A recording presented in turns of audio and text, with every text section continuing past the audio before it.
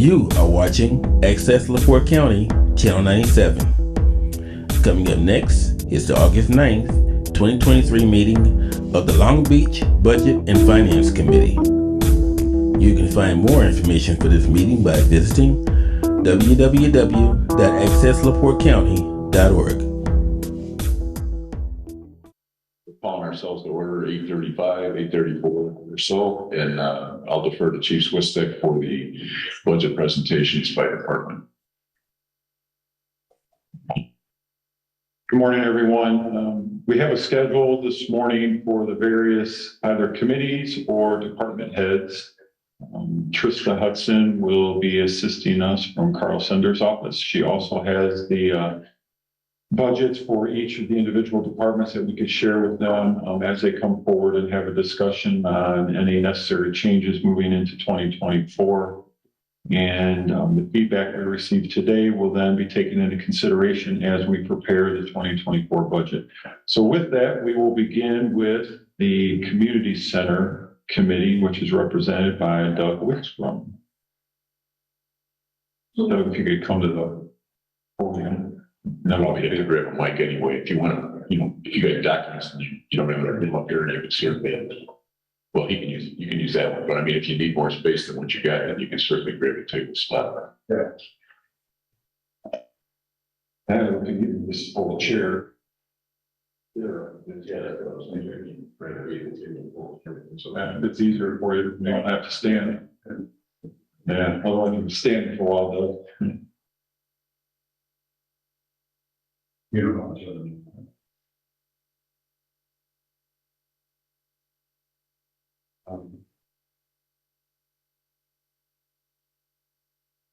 Thank you.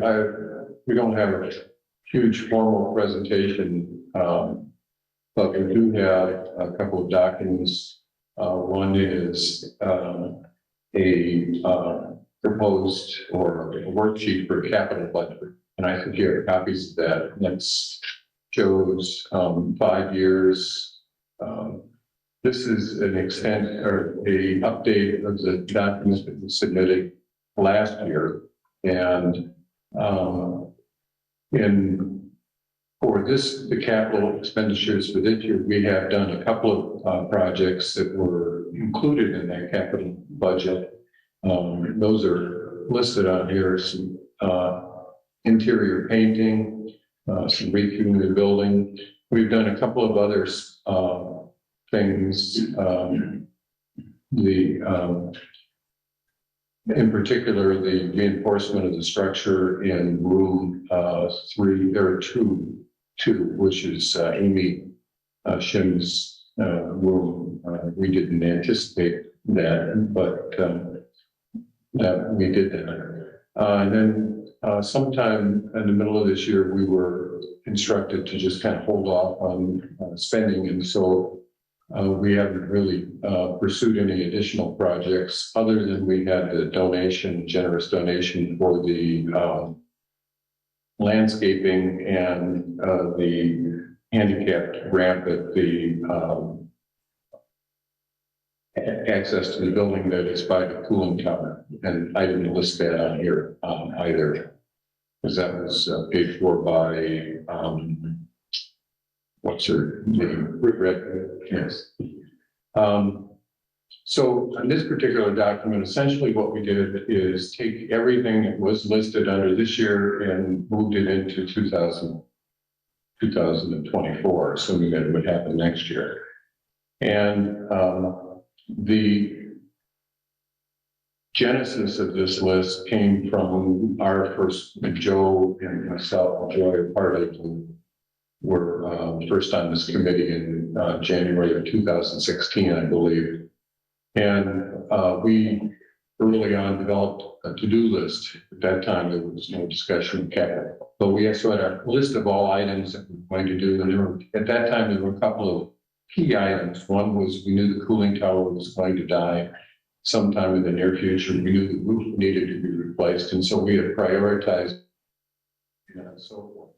And that generally over time morphed into capital budget. So essentially, everything that's on here is our current to-do list, and we've prioritized them by our lights, the things that we think that need to be done first, either because of use of the building or because something that might fail and would be unpleasant. For example, you can see under about a third of the way, quarter of the way down, it says flat roof re-roof, and that shows $35,000 for 2025. That is probably the current largest threat to the integrity of the building right now. That roof is about somewhere between in excess of 25 years old, and it is within the last 5 years of its life. We're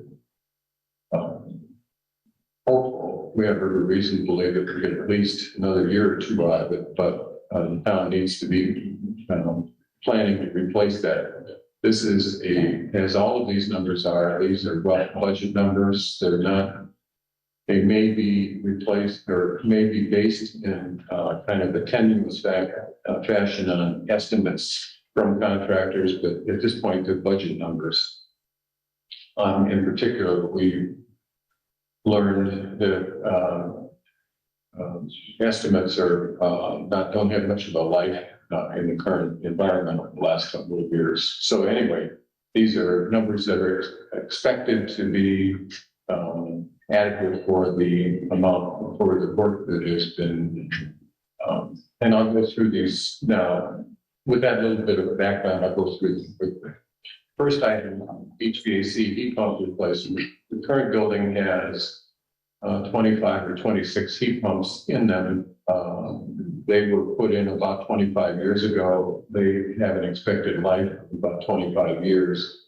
That doesn't mean that they're replaced immediately, but they start failing, say, at 20 years, and after 30 or 35, they might have all failed. So we're at a point where we need to start preemptively replacing these, and we currently have one that has been failed for about a year in the YMCA. There's 3 in that area, and it needs to be replaced. The other 2 are allowing them to continue with discomfort. Right? And these heat pumps are relatively simple. Essentially, they're like refrigerators.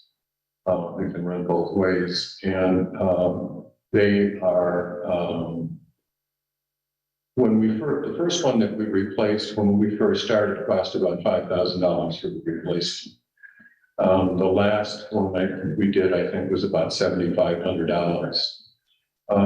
And one of the things that is a feature of the current heat pumps, which are, as I mentioned, kind of crude, is they're a little bit noisy. They tend to run at full level and then turn off, which is not a problem in so much in hallways or in the gymnasium unless you're using it for a council meeting. But in office spaces, there's a little bit more of a problem. So we have investigated and received a price this spring to replace 3 units, but they were more sophisticated. They were they could run at multiple speeds so that they would kind of ramp up and would not be as noisy and so forth. They cost about $13,000 a piece, and we didn't proceed with that. So we need to decide. Well, we don't know if that is just a price that was outside the market norms, and we might pursue that because we kind of set it aside when we were told not to pursue it. But going forward, there are some spaces, for example, office spaces like Mr. Diener's office, that would be a perfect unit for because it would allow it to operate more as a business, but it might not be necessary in the gymnasium or in the YMCA, for example. So we have budgeted for next year about $20,000. Hopefully we can get 3 units for that, but it might be that would not be the case. So that's the purpose of this. This is a line item for that expected type of work. On the HVAC, we always have some small, things that go bad. For example, fans, compressors that drop out in heat pump units. We have, the pump that serves that building is the original pump. It's 25 years old. It's 24 hours a day, every day.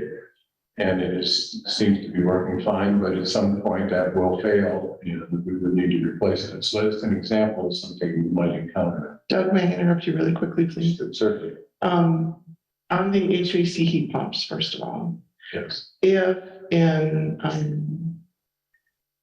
reevaluating where the finances are, there's some money found that one or two could be replaced yet this year, would there be some ready at the stage that they would need replacement, or are we safe waiting till 24 and targeting something different? Well, we're safe. I mean, right now the building's operating and cooling. It went through the heating cycle, and so we think that we're okay. However, there's one that is failed. Right, I That understood that. that one should be replaced. And then what we were looking at doing, of course, is doing this preemptively. Right. Or as they failed.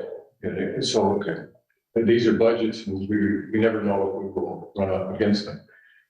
There was also some discussion about improving some of the spaces.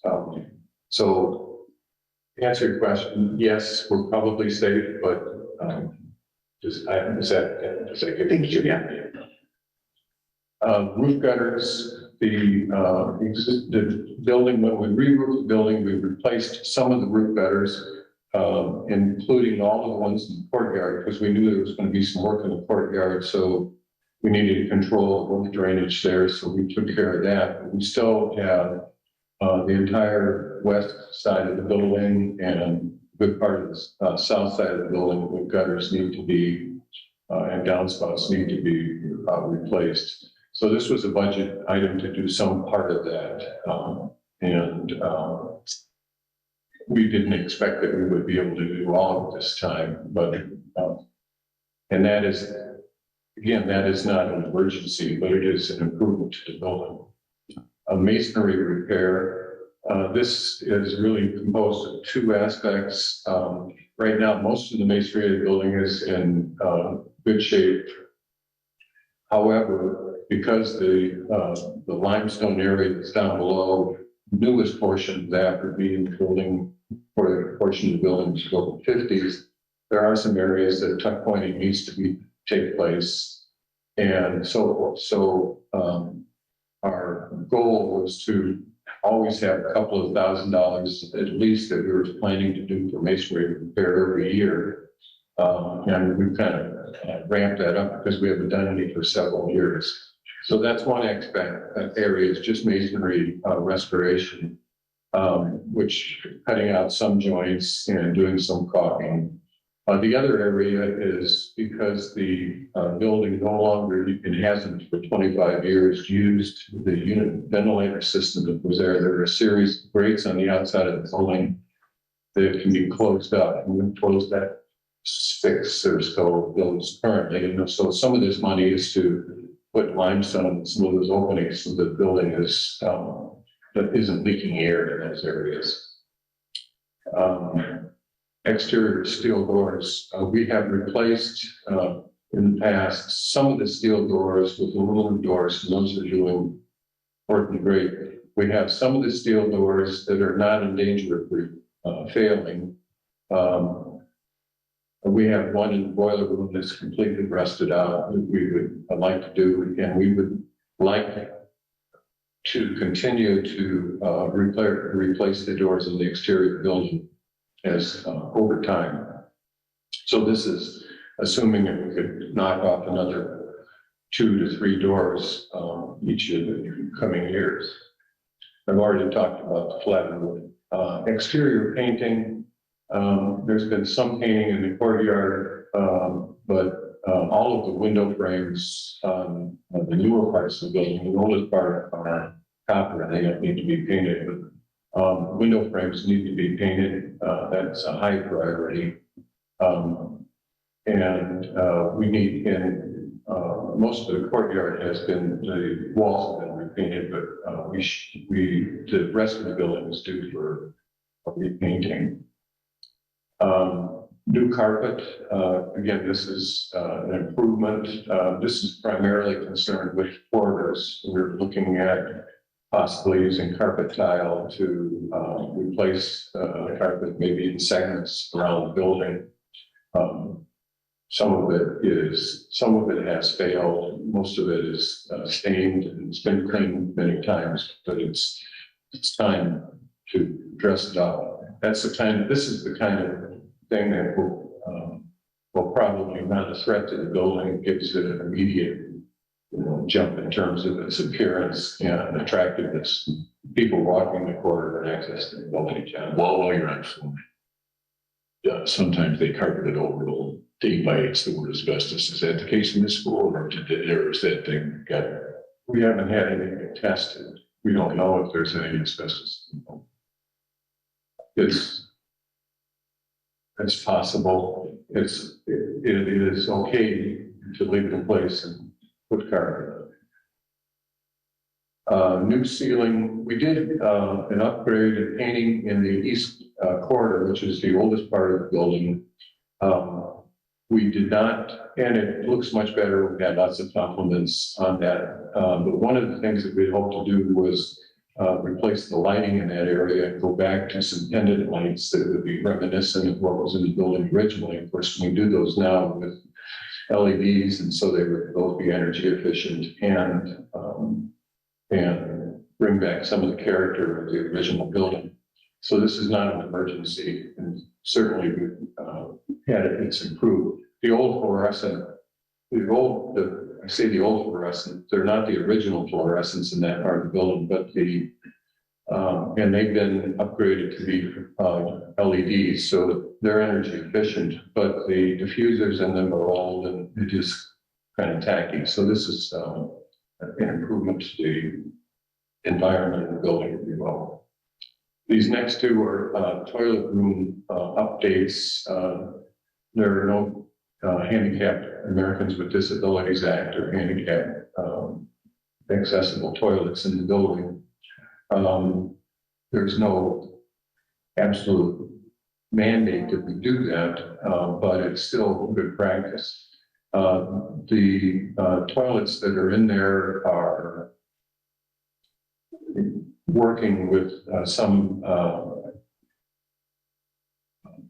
regular attention by Poston, but we don't have any immediate emergencies, and we've been able to keep them functioning.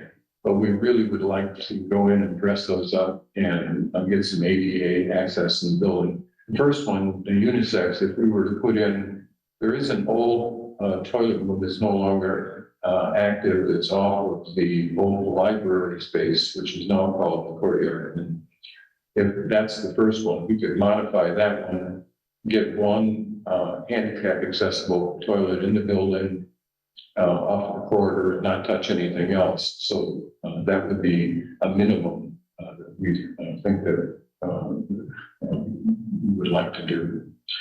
And then plumbing piping replacements, we have replaced quite a bit of the old steel piping that was in the building. And but there's still quite a bit that should be done. This is part of an ongoing process where we've been knocking off little pieces of that. In the past, we kind of hit that when we had a major leak, and then we would cut out a portion and we go back in with copper. Drinking fountain replacements. There are two in the building now. They function, although they're turned off. We found that nobody wants to use them because they think that they're not safe or they're not clean or something like that. And we cleaned them, and the water that is coming out of it is the same water that goes to everybody's home. So this was something where we at least replaced the two, one in the old east corridor, and the other one outside the kindergarten. When people come into the buildings and get them so that people will use them again. repainting of the building. This is a area that we had some success with this year. We found a locksmith, and we have the original lock or the master key system for the building. And so we were able to clean up some of the key a little bit. And this is an area that we intend to keep working on over the next few years. This next one came up this year, and it's a request to clean up or improve the kitchen off the gym. The reason that there's quotes on there is technically, if you call a commercial building a kitchen, that triggers everything for the health department with 3 bowl sinks and exhaust systems and so forth. So technically, it's not a kitchen. It's a food warming or serving overspace. Yes. And technically, what we have is not a gym. It is a multi-purpose room. And we've repaired holes in the wall because, it is not, doesn't have wood floor, doesn't have concrete masonry walls and so forth. It is an exercise, an elementary school cafeteria exercise auditorium type space, but everybody calls it the gym, so we joke about it being the gym. So those are the things that are on our list. Almost all of these could be delayed a year, but they have already been delayed a year from our perspective and on this list for a long time. So, and again, the number of these are not hard numbers. I learned early on when we were estimating for building projects that you break it up in small parts and do as the best you can in each little part, and then the errors in each one will tend to cancel out. So I don't know if the masonry repair would be $7,500, but that's the kind of thing where we could ask for quotes and not spend any more than that. Trista has page 28 in the packet. Everybody has.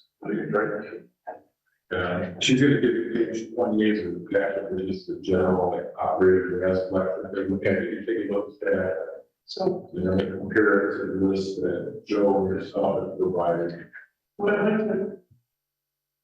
What I'd like to explain to everyone first is, Doug, that page I've just given you and members, page 28, the page numbers are in the top right corner. You'll see some handwriting on them. And going through the financial system, there are some that turned out with a particular update that happened in the ledger. The balances are a little bit high because there were some double entries made. There were not double checks sent out. There was not double money spent. That is confirmed and solid. It's just something in the ledger side of the accounting system that Civic has to fix for us. So the handwritten numbers are these duplicate values that need to be subtracted. So Doug, when you're looking at this piece of paper, which I don't know that you've ever seen before, we've got, of course, the line items or the account numbers on the left side, then the description of the particular budget item. The next 2 columns that relate to 2022, it's a report Civic sets up, but it does at least allow you to see the year prior, what was budgeted and then what was actually spent. So it can have some value to it. The next 2 columns then, which would be from right to left, would be columns 3 and 2. You'll see at the top are labeled 2023. Again, budget as titled and then actual as titled. So unfortunately for this immediate moment, until I can get Civic to fix it, when you see those handwritten numbers, if you can subtract that, I didn't have room to write the new total.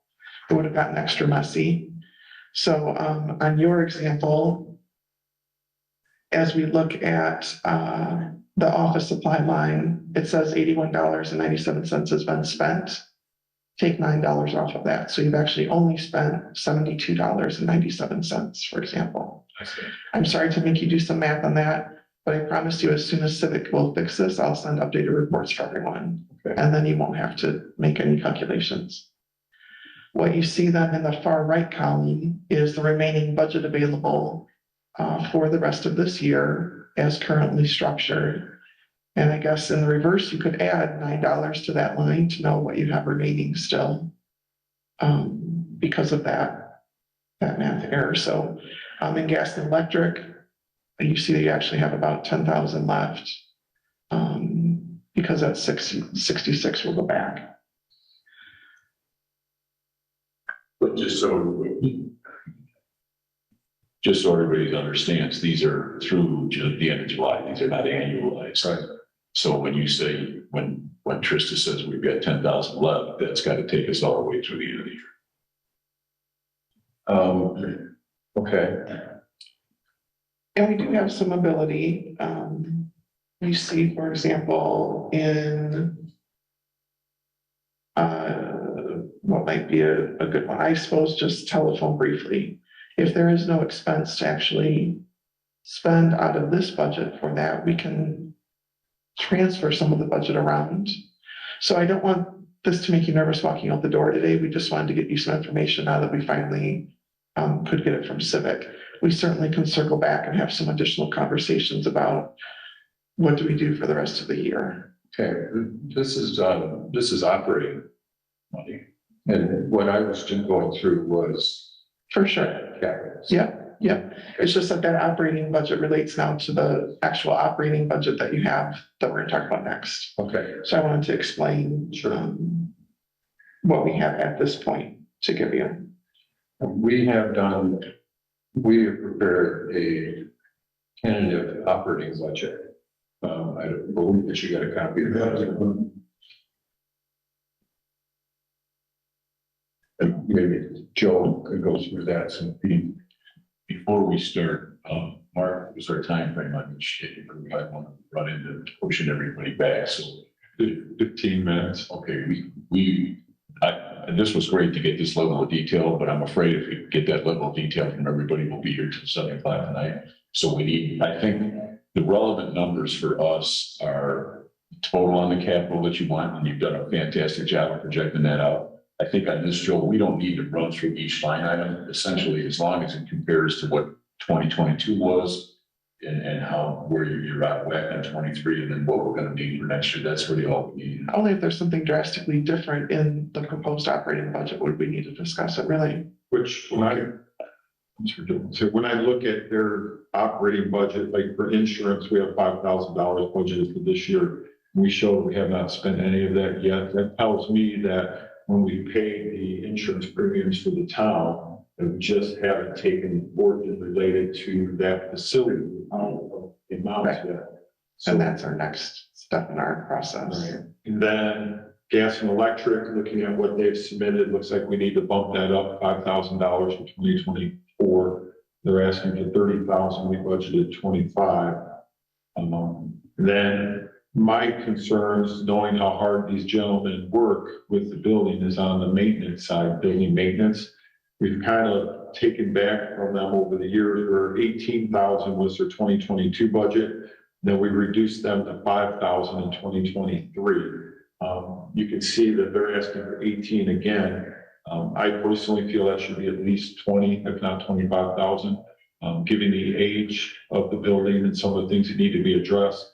When you think about what Doug laid out in the capital, some of the capital items could actually be addressed under the maintenance fund, if in fact in the fourth quarter of that year they have remaining funds. So let me just make one comment. I created the operating budget, and from previous years.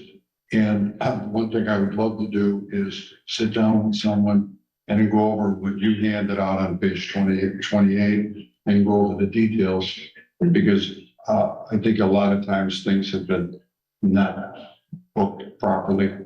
And we also, which Doug and I have asked for, I don't know, years, that we'd like to see on a monthly basis, the NIPSCO bills, et cetera. And Doug has created spreadsheets and everything else, and we don't get them. And it would really help us if we had a better relationship, or not relationship's a bad word, better input from the other group to tell us that these are the expenses, this is where we're booking them, so we all understand that we're all booking them in the right place, and we also have the good estimate. So I won't say any more because like John says, but I would love to have, Doug and I would love to have a meeting and go over all of this. We could certainly do that. Thank you. That's the intent of this group, certainly, and I think the council as well, is to try to have more realistic numbers, Joe. I think in prior years, particularly with the community center, it was always shown as a negative. We didn't really put money in the budget for the economic loss that we anticipated, and I think we want to correct that. So this is wonderful what you guys provided, and that's exactly what we're trying to do with this session. Absolutely. So right now, you're at 85 on your annual, and I think we have you guys at 56, so $30,000 swing. And we realized that that old number was just a number from a budget 3 years ago, and they got it 3% for a couple of years. So it wasn't an accurate science by any stretch, and that's what we'd like to approach. The other part is they've worked extremely hard to make sure that every room is rented over there currently. So the revenue coming in is much greater than previous years. So congratulations to them for bringing in the amount of revenue, the fundraising, the donations, the rental of the rooms we did for the camera crew this year brought in additional 2,000. So thank you for doing that. Thank you so much. This is perfect. And then Joe, when we'll try to formulate this budget for 24, and then we'll get some input from you once we get to the point where we massage these numbers, and hopefully you'll be happy with what we plug in. If we're able to plug in as much as we'd like, 80 or 90 or whatever we can try to plug in, hopefully it'll be amenable to everybody. It's just we got some constraints at the top to filter down, so we'll keep trying to. But like I said, I would just love to make sure we get on the same page. Yeah, and we can print out some detail for you so you can see it. We can Right. meet and go through that. Because, Yep. my details versus your details. Yep. Okay, thank you. Thanks, guys. Thanks, Doug. All right. I don't know what page in the packet Trista's looking at it for us, but it'll be the building commissioner, Larry Wall. So page 4, and Larry, here's a copy for you. Yep. Thank you. Yeah, thank you.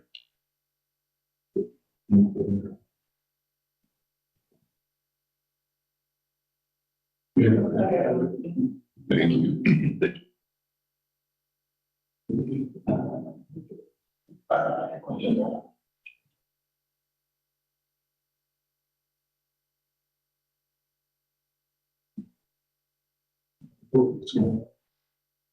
You boys, whatever you want to do. If you want to sit down and use the mic, that's fine. We do have to use the mics because people out there.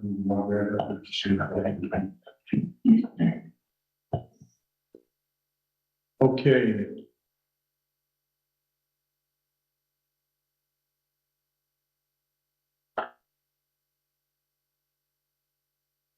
So, I represent 3, I don't know if you call them departments, entities, or whatever in the town. The building department, the MS4 management, and the floodplain management. So for the building department, I've never been involved in any of this. I talked to Mark earlier this year, and it just seemed like we had a couple of requests for some computer hardware, and I think that's really been it. And Mark had asked me what the budget was, and I said, well, we've never been consulted or asked about it in the 7 or 8 years I've been involved. So I put this together for this meeting. I don't know how you guys want me to do, just walk through this line by line. The administrator, 34 hours a week. The building inspector, 30 hours a week. The building commissioner, 30 hours a week.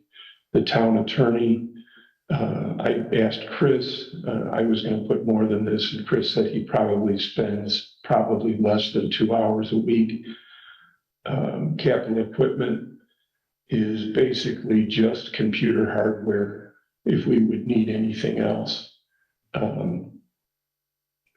There is, Mark, we bought one item this year, I think, or 2 for the new computer administrator. And with the new software, we will have a computer and a printer for the building inspector. Contracted engineering services, most engineering that the building department requests is passed through by ordinance. If we need, in particular, I can use a current example. There's a very large project over at Hidden Shores, and we wanted to consult with Haas. And by ordinance, we have the ability to do that, but that cost is passed through to the property owners. I did include some contracted engineering services. Mark and I discussed it, and we thought it was a good idea to add some there. Office supplies, I don't know how you guys operate. We use paper, obviously, and we use the copy machine. So I put $100 a month in there. Dues, we have two things that require dues throughout the year. One is the International Code Council, which is a digital subscription for the Indiana State Code. And there's also a membership that's required with the ICC. Education and certifications are, I have to be the electrical inspector. I'm not really sure how you guys handle that. We pay our department, or let's say the building commission itself, has not been involved in the electrical inspection process. That's been handled through LaPorte County for the last 2 years. And there's an agreement that the town council signed, interlocal agreement.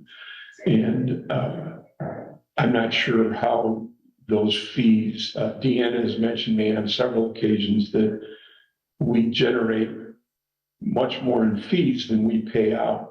The prior electrical inspector was paid for every dollar that was charged for a permit, he was paid 90 cents and the town got 10 cents.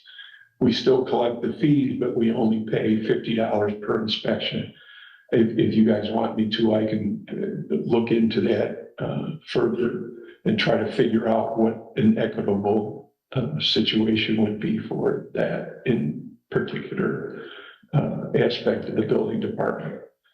Software fees, our new software, which we want to have up and running for the public by the first of the year. We're training on it right now. That's an annual by contract of $7,500. There may be, I had another $500 in there in case we need any additional items from iWorks. The building department cell phone, I have no idea. I put $50 a month in there because the building commissioner has the building inspector has a cell phone from the town. On the MS4 side, I'm sorry, Larry, can I ask a couple of questions before you? Administrator is honor, right? Yes. Okay, I just want to make sure that I have my humans lined up with, I'm sorry. you know, no, you're okay. Because I'm not here, of course, every single day, so I just want to make sure I'm clear. And then building inspector, building commissioner, you're the commissioner, right? I'm the commissioner. Yeah. Lou Mellon is the building inspector. The town attorney, Yeah, that's okay. Yeah, I know that.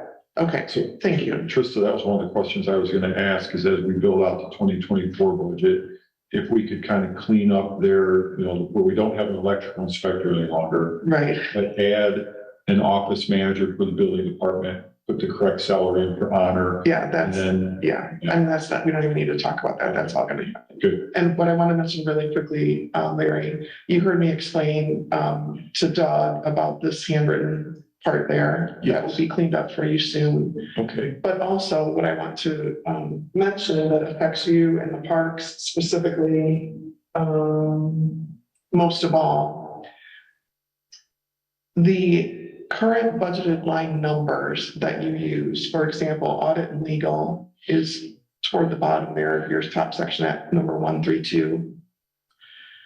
All I want to explain to you is that the state board has particular rules, and because that person, for example, the town attorney, is not a full-time town employee, we need to pay them from a different number.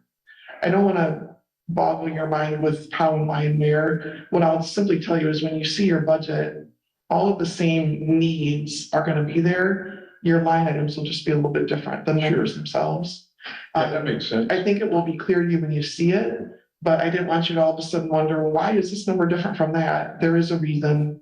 And we'll lay it out so that you can follow as you talk about submitting bills and things you can follow very well. Could that fall under contractual services? There will be, yeah. Okay, so I guess on contractual services, if we could add Yeah, the attorney and the engineer. they'll be separate. Okay. Yeah. And then,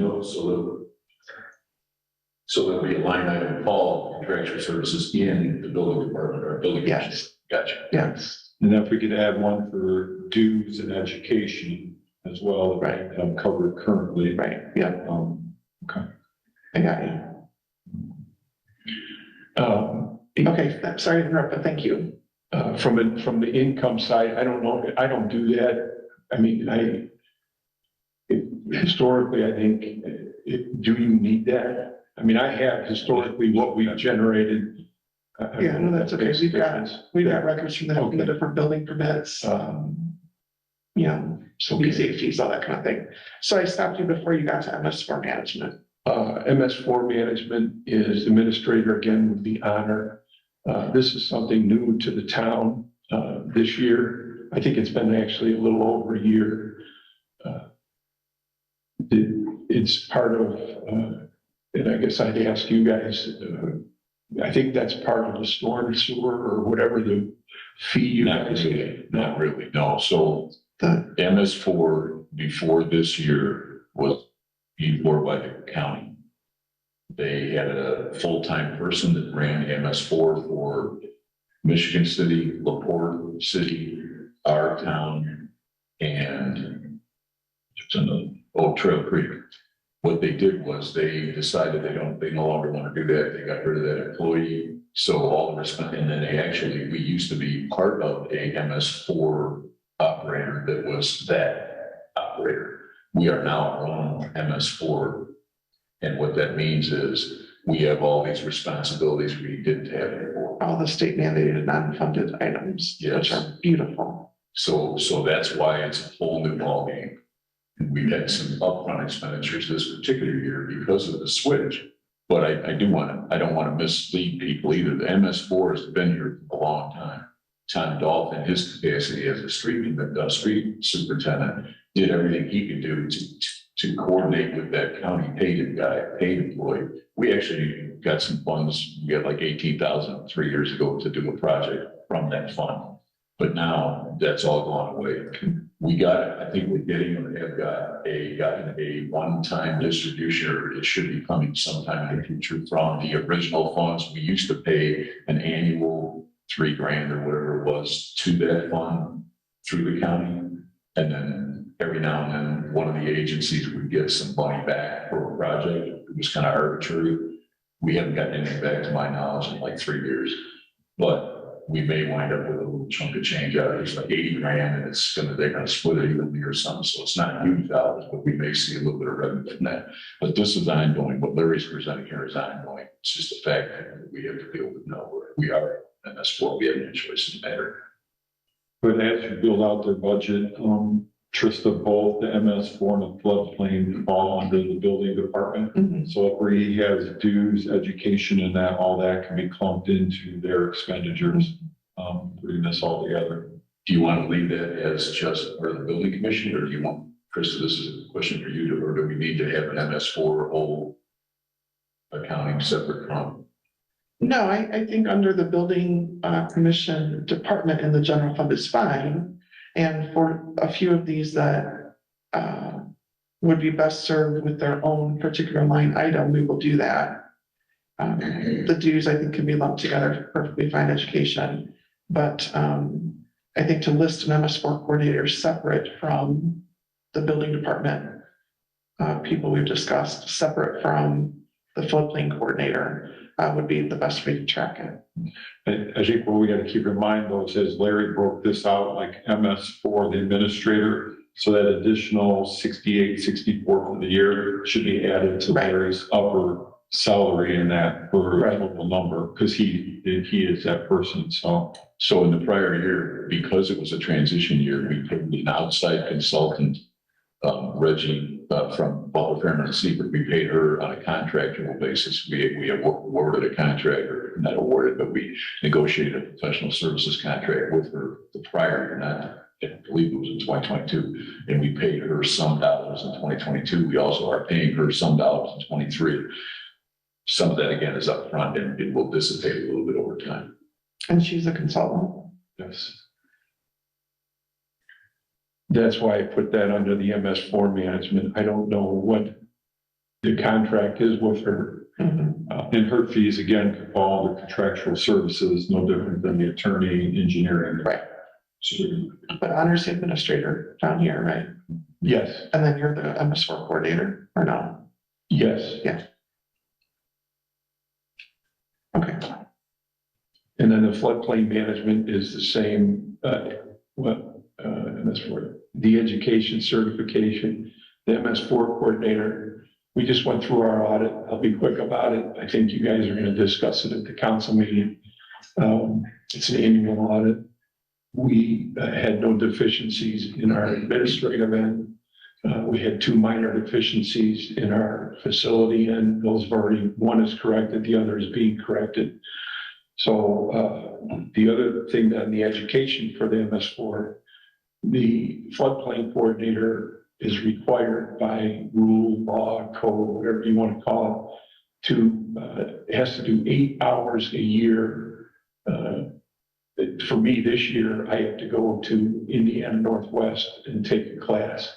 Last class that I took was $900, so I'm not sure what it's going to be.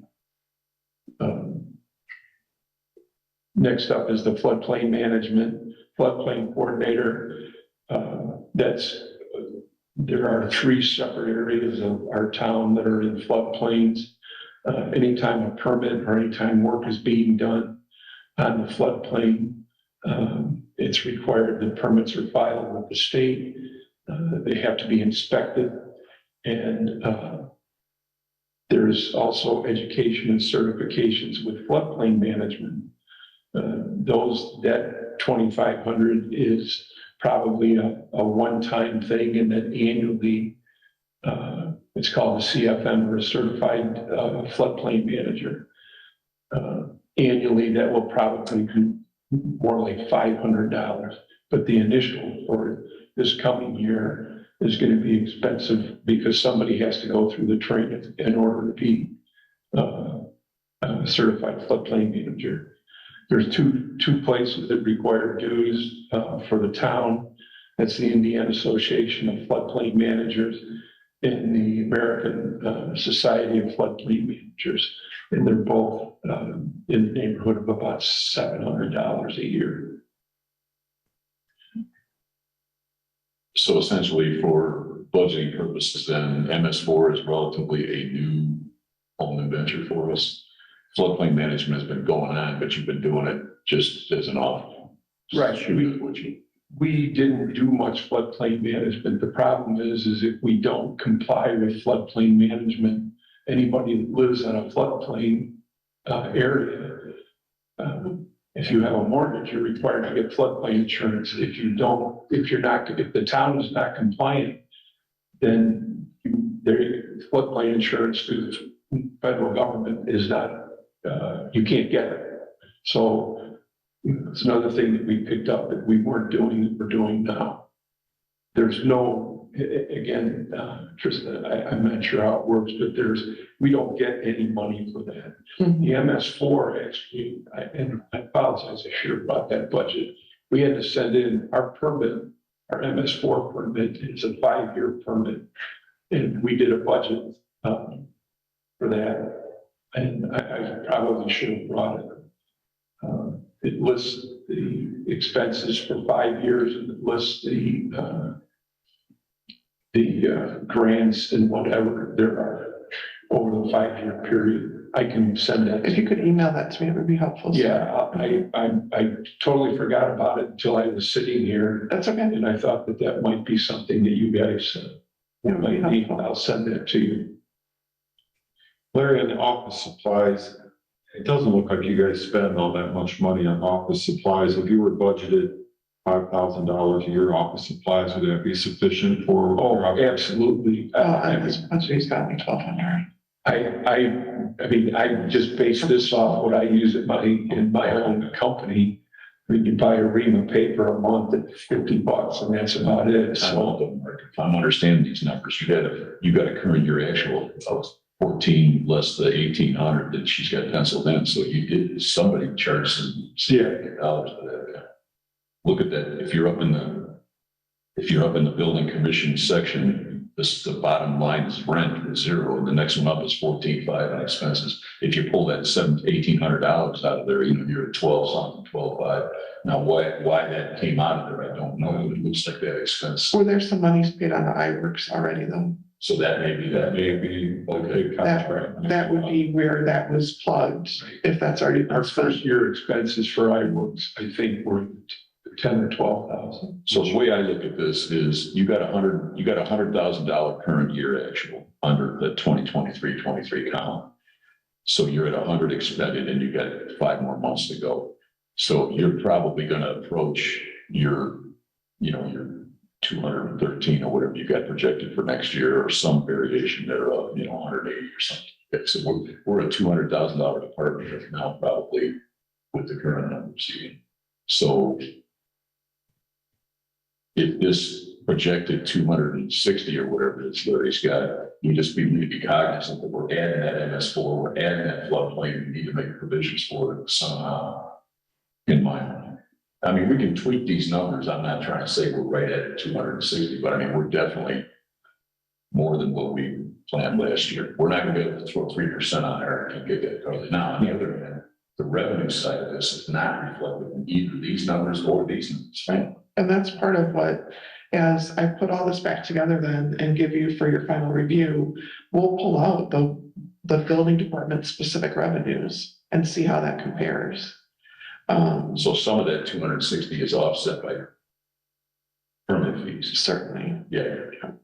And the biggest part we're missing in some of this year's is like your office manager, honors salary, stuff like that. Those are the big ticket numbers that we're missing in here, that when we build out 2024, will give us a better idea. So. This is perfect. This is just what we need. Thank you. One thing I want to mention really quickly, and I don't want to spend a lot of time because of today's schedule, but Mark has explained about iWorks and the desire to be able to give online permitting payments. Yes. There are some really, and I sent an email to council. There are some very specific things we have to check for about how that online system would talk to Civic as well as the bank. And there's, we just need to make sure it's done right the first time. And if iWorks is real particular about the company they use for the payment, but that company can't talk to Civic, we're gonna have to figure out what we do about that. So we might have to have another conversation here soon. They are not specific to a company. They recommended 2 companies. This was the most economical.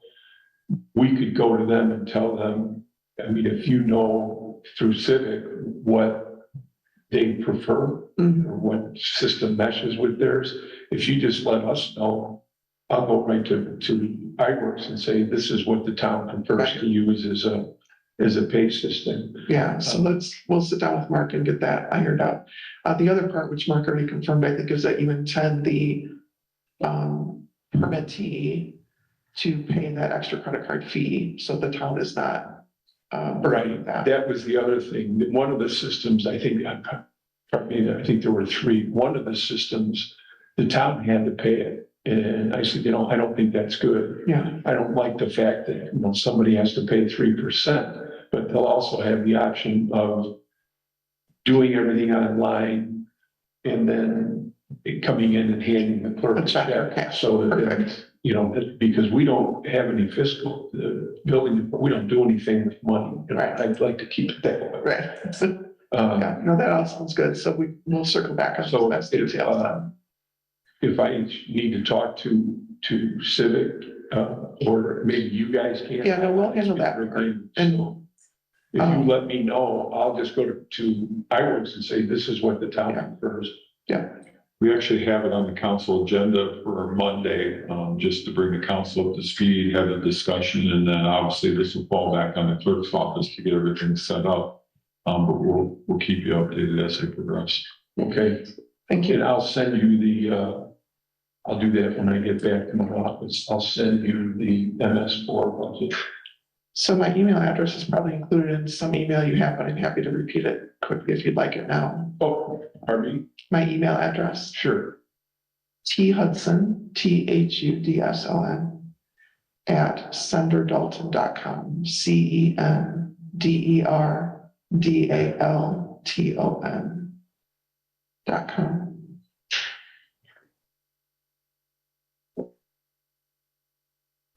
I'll do that. You'll probably have it before you're out of here and such. That's great. Thank you very much. Thanks, Larry. Okay. Thanks, Larry. Thanks. All right, up next is the park board representative, Joy Schmidt. Joy, if I can hand this to you before you sit down. Thank you. And you've heard both explanations now about that Yes. paper, so, again, your actual line numbers will change. The wages for Gardner, for example, they're not an employee, and so we can't have them there. It won't affect, I'm sorry. What did I hand you there, the top right corner? I didn't pull my copy out. 14. Thank you, page 14. Tristan, before we get into the park board, just real quick, Mark, how far off are you in our schedule? What I'd like to do before like getting to be an hour off, we probably can let people go do something else and come back if we're that. Like 30 minutes off. 30 minutes, okay. 15. I beg everybody's pardon, but we're 30 minutes off, so who's next after Joey? Blake would be next, and then Tom Dahl after that. Okay. Do you have any feel for, you're probably gonna be 20 minutes easy, right? I think I'm gonna be next. Okay, so I just want to forewarn, like Blake, for instance, if you've got some business you need to attend to, okay, but that's it. So just real quick, Joy, for example, for Gardner, they'll still be in your budget. It might just be organized slightly differently. And once, So we're once I talking get where it, it says landscape and land management. right, yeah, Okay. yeah. So it will still be the numbers and a line where it will still be there. It just won't be in the same order that you see it now. And I can give you a little sheet to show what the new numbers are, like a walk-through path Okay. kind of thing.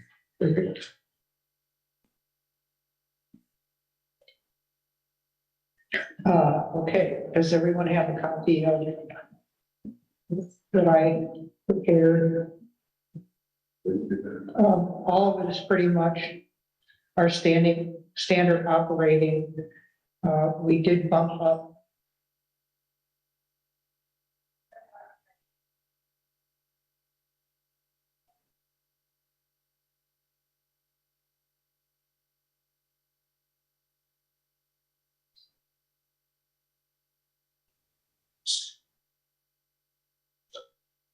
We did bump up landscape and land management to $40,000. We requested to do that last year, but we weren't able to, because now we have pretty much completed all the replacement of everything at the stops. And so all the stop work now falls into, which is just, upgrading and improving, fixing things, all falls into that category. Everything else is pretty much the same. The improvements, we have taken on the Stop 15 ADA stop. We budgeted $40,000 for that. We are into that work with Global Engineering. It's going to cost us about $10,000 this year. We had agreed to take the lead on this and pay for the engineering and for applying for the coastal grant. And that's what the $40,000 will be to finish that up next year.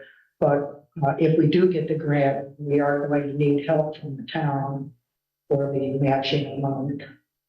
Do you know what percentage split that's going to be or not yet? The grant is up to $200,000. I have no idea how much it's going to cost. We're trying to make as invisible as possible. No, we're really 25% match on that one. I think the smaller towns were smaller match, but we need to confirm that. Yeah. So the anticipation is that the 40s will be matched. Or is it- No, the anticipation that the 40 is just going to get us through the engineering process and the grant approval. The $40,000 for the Memorial Brick Garden, that we're going to do in 2 phases. We were going to do this part this year, but we were not given the money. So that will be, we're planning an 800 square foot memorial brick area. We run out of room where the memorial bricks are in front of the school. And those will have to, some of them will have to be removed when we do the ADA walkway. So this will be a spot, it's like 800 square feet, the memorial bricks. It's an oval shape. It's going to have a flag in the middle, so it could also have all kinds of presentations for the town and things like that there. And then the second phase will be an ADA walkway from Oriole Trail and the parking lot to get to the Memorial Brick Garden, but we'll have to do that in another year. We have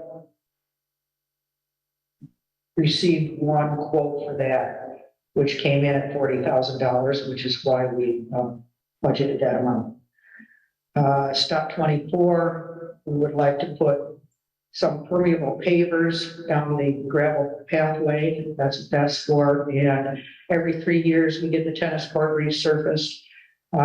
3 years ago, I think it was 28,000 plus change. So we budgeted 30, and it's due this year's or next year. So we budgeted 30,000 for that. And that comes up to the 140,000 for improvements.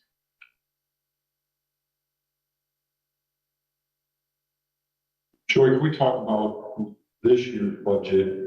We would have a little bit of a shortfall, those areas, so we make sure we concentrate, don't miss those for 2024. What were those areas again, for everybody's information? Our shortfall fell in landscape and land management and our improvements. So 114, Like, for example, we were given $60,000 for improvements and we requested 110. And we were given $20,000 for landscape and land management. I requested 40. Those were, once Helen had readjusted everything, those were really our only two. just those 2 categories.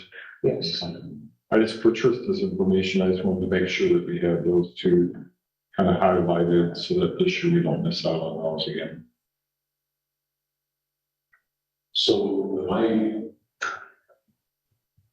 So the 290, your 291 is your projected expenditures for the coming year. Yes. And last year we only had 190, let's call it. I'm sorry, Trista, that current budget, is that annualized or is that on the essentially the middle column? Yes, that is the annual total. That's an annual total. It is. Yes, okay. So we had an annual total of roughly 190 and we're 290, so we're up 100. And that's what you're thinking? Yes. Okay, I understand. And for your purposes, you felt like you guys did, so that like in 2022, you were about at 190. So we're going up 100 this particular 2024, which is. Yes.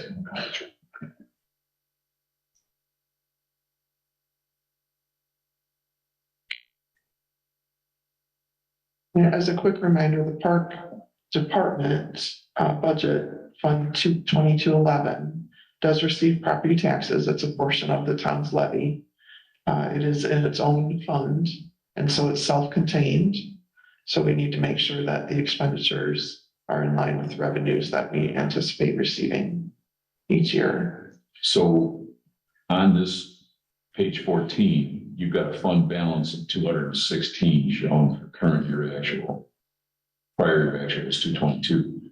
Where does the levy show up on that revenue side on this page? So on page 14, if you look in the top section, those shorter line account numbers are the revenue numbers, where you have just a 4-digit decimal 4-digit.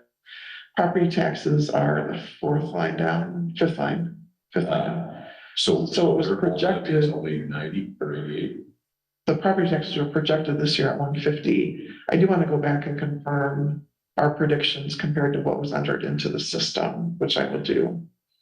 And if you look at the bottom then of the page, you'll see revenue total is second line up from the bottom.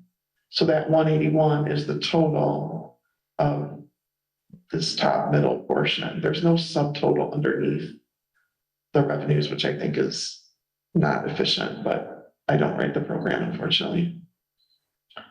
So in terms of income for the park, if we look at last year, their actual was 150. The projected budget was 150. Right now, we're in 90 or so. So hopefully there's 60 coming. Well, and 150 for the property tax, another 30,000-ish. Last year was 26,985 of park program miscellaneous revenue. So that is part of their revenue as well. Right, and we're up on that right now from 40. So I understand in total. Yeah. What I'm trying to get at is the levy is about 150, hopefully. So this must not reflect the second tax payment, the fact that it only shows 90 versus 150 last year. That's my question. Yeah, On so- 2022 actual on property taxes, you get 150. We budgeted 150. We're only showing 90 as of 7. So that actual column, the 88,698 is what was received in June. It includes what was received in June? Yes. Right. But you'll receive the second payment in December. Right. Yeah. So we're anticipating another payment. Yes. So we should be in the neighborhood of what we anticipated for. Yes, yes, Yeah. yeah. Krista, is the 42,000, is that what we brought in from our park program this year? That is an actual number so far this year, yes. Does that sound right to you? Yeah, we've almost, for the first year, I think we've almost paid for our park program. Okay, good. That's great. That's awesome news.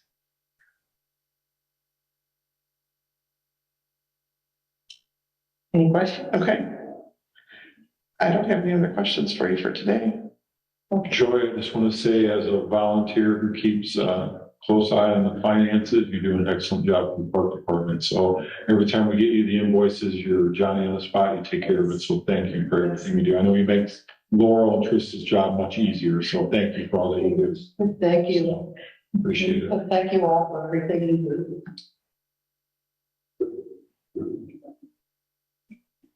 So,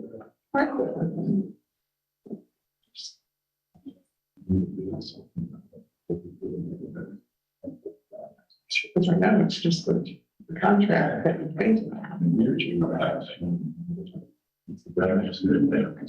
got an email from her, she gives me through it, some kind of, The people who put aside up, and I just. But I don't, you know, just. Yeah.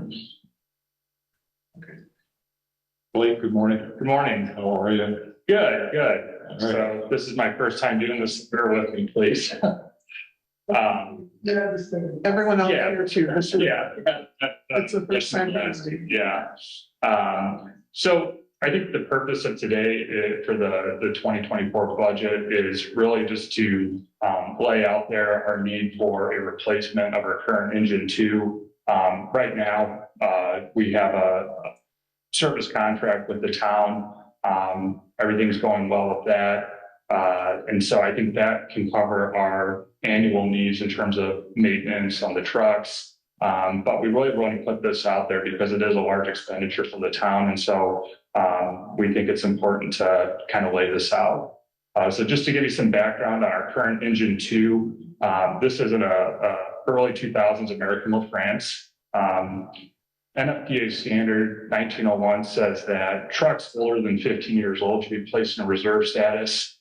This one is currently our lead attack engine, so it's not in reserve status.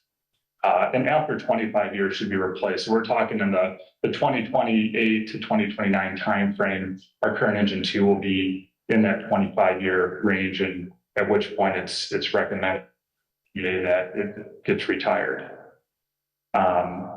Current lead times for trucks, based on what we're seeing now for a replacement engine 1, is that they take 18 to 24 months from the time you sign a contract until delivery. We have a couple folks going to Florida in September to basically look at the engine one replacement that we've ordered, and that was ordered in December of 2022. And it's unlikely that it'll get here before fall of 2024. So that just gives you an idea of the lead times we're talking on this, which is why I think it's important to bring this up now. Estimated cost of engine two, hopefully would be on the lower end, but we estimate anywhere from $1.2 to $1.5 million. This is higher than what we had anticipated back when the memorandum of understanding was created regarding our capital needs. Back when the service fire contract was created, we've seen basically, well, prior to the pandemic, truck costs would increase about 3 to 5% per year. In some cases, that's happening on a quarterly basis now in the post-pandemic world. So we think that it is important to not defer this too long. Additionally, this replacement engine two would be similar in design to our replacement engine one, with one exception that we would need a cascade filling system on this truck, which would add to the cost relative to replacement engine one. Does anybody have any questions? Not as to the engine. I have some questions though, budget wise, but I don't want to interrupt conversation on this first. That's all I have on this, so. Okay. So right now, I'll make one quick comment. Part of the problem is, we've been the stepchild for a lot of years. The current council's been very generous to the fire department. We have a new truck on order that's going to get delivered in 24. We have to anticipate the lease. Number one, we have to find the financing for it, which we need to do shortly in the next few months, and then commit to that and cover what we need to do. And then that will be an annual expenditure on whatever the loan negotiations are. But the reason that we're kind of winding up spending so much money in this era is that we didn't really do anything for weight. And that new one coming is engine number one, right? Correct. Yes, we're Yeah, replacing this is the a second oldest one. engine, Okay. the engine coming for delivery in 24, but we're trying to make the town aware that they need to be planning for replacement of the other engine, which is already long in the tooth and costing us a lot of maintenance dollars, much the same as some of the things that Tom experiences when his plows get older and they start busting.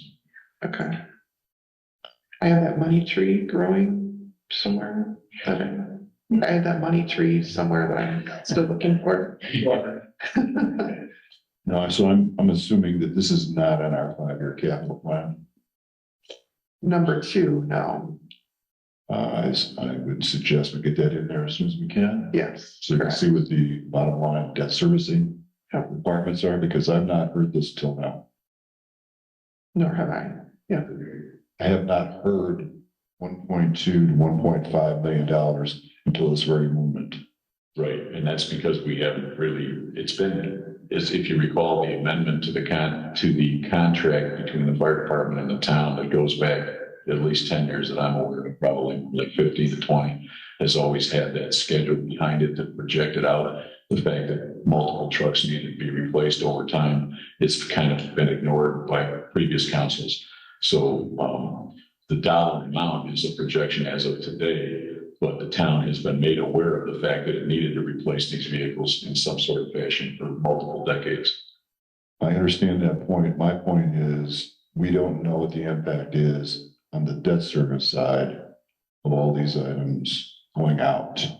Correct, and that applies to everything, including the fire department. In fact, when you go back to the time frame you're talking about, John, we didn't have a 5-year capital plan at that time. So we're looking at exercises that should have been done way back when, and we're just now dealing with them in this current state.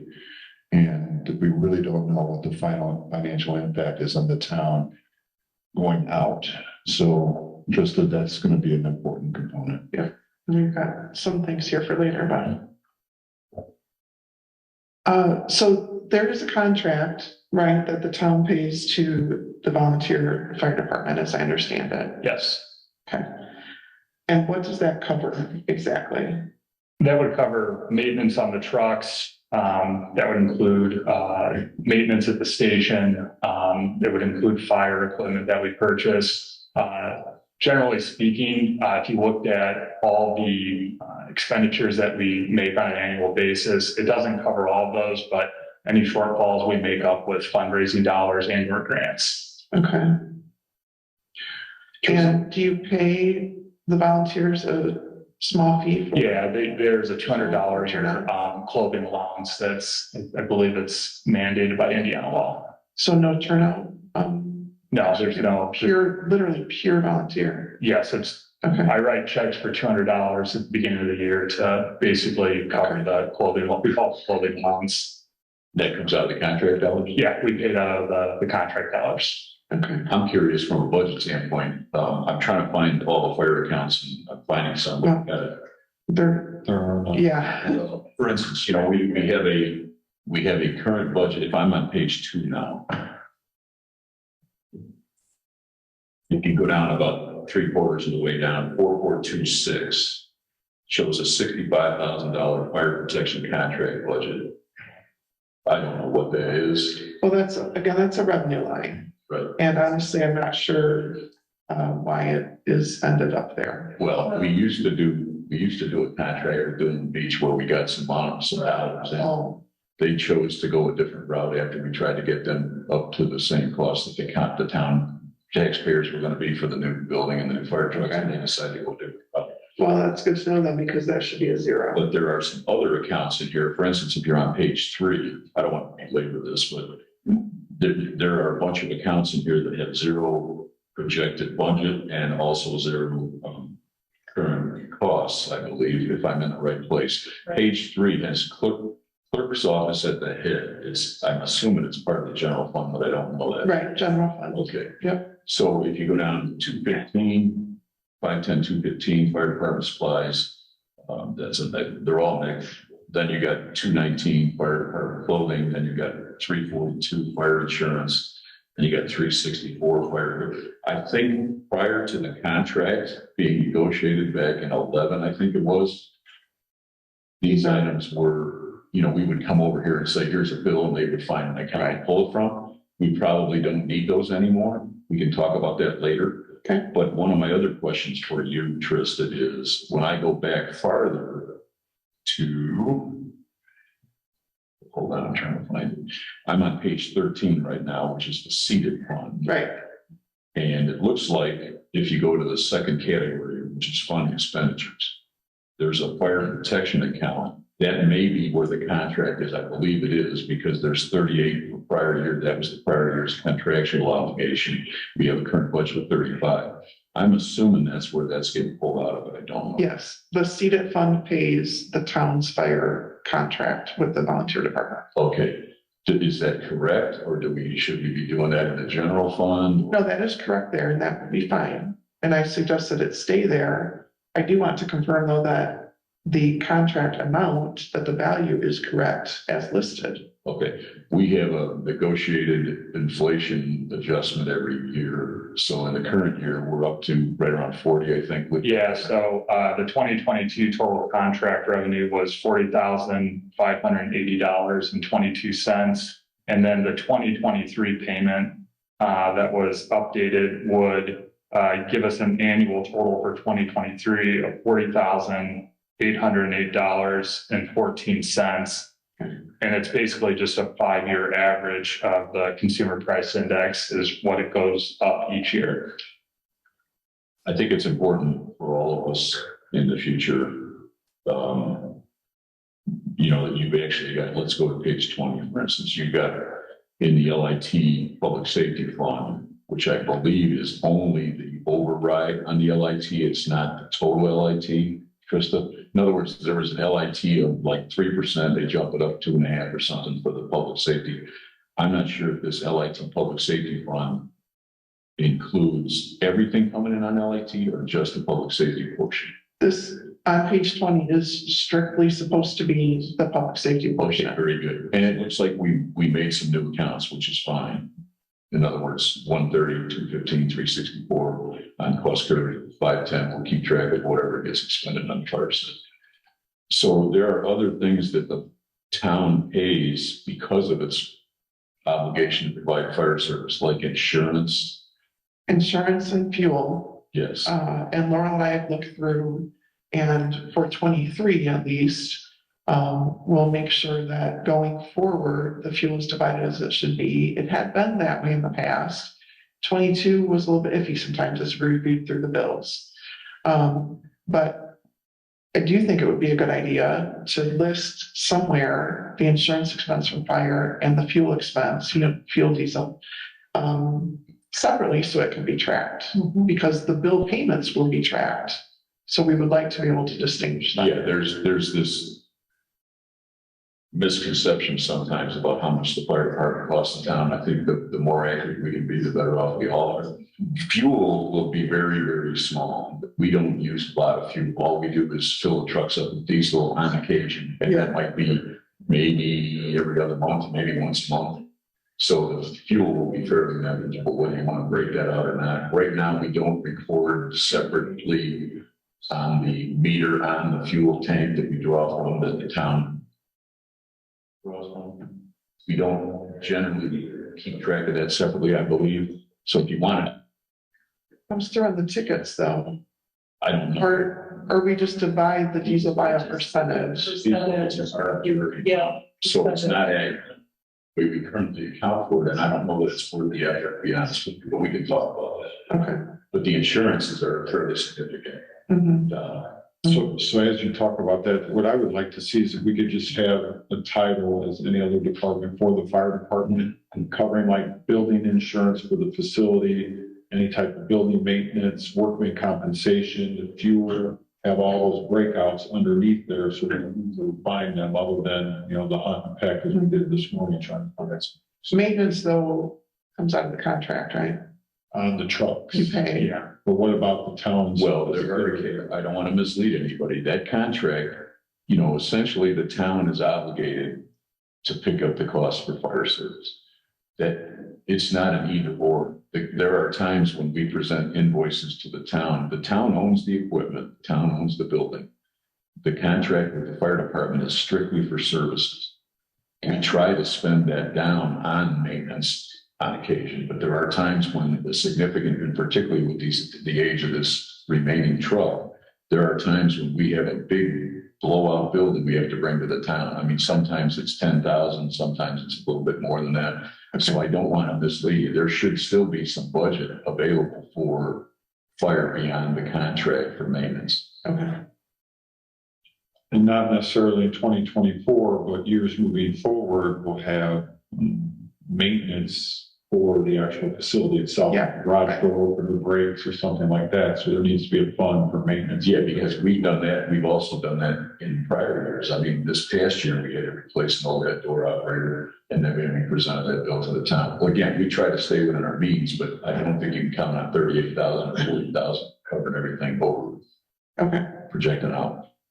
And I think the biggest item is obviously the workman's compensation insurance, the building insurance for the facility itself. Those are the big ticket items also that we need to have budgeted. Correct. And once again, workers' comp is a bit of a hybrid. We are not employees. We do not enjoy any employee benefits. So that workers' comp is a bit of a hybrid policy. We'll have to look at that in terms of costs and project it out. It's similar to our reserve deputy program. Any volunteers we have to have covered under compensation. It's kind of a funky thing. It's not a true workers' comp. I mean, there are workers' comp elements. Okay.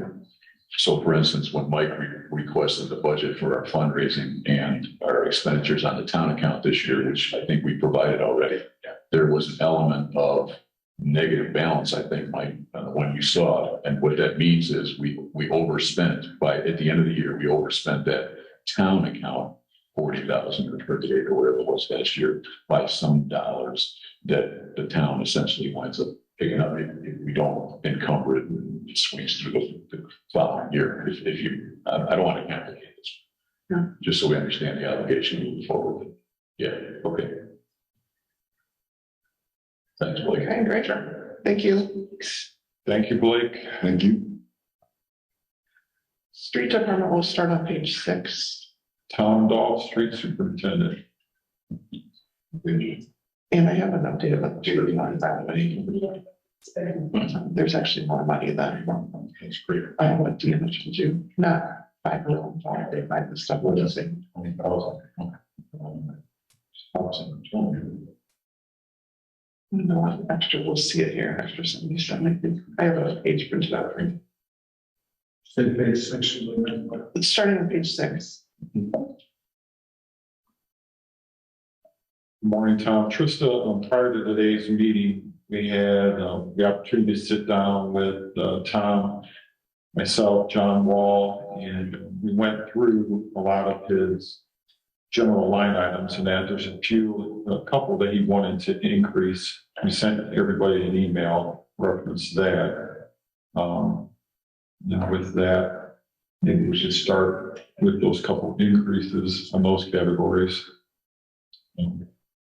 One being the tree expenses. And I know you and I were just chatting about that.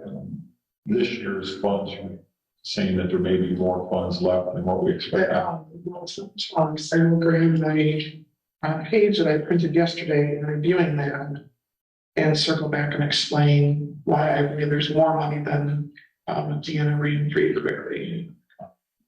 Because what he's asking for next year is an increase up to $50,000 from the current budget of $20,000, which ironically, I attended the town of Michiana Shores town council meeting last night, and they're suffering with the same thing we are on the right of ways, trees, and with the high winds and storms recently, they're also spending quite a bit of money on tree removal. So this isn't uncommon to any community. And speaking to Tom will tell you that there's quite a few trees that we need to address in the next year at least, to include the 20 coming up. So I don't really have a whole lot that I have to change here. Just got a few increases.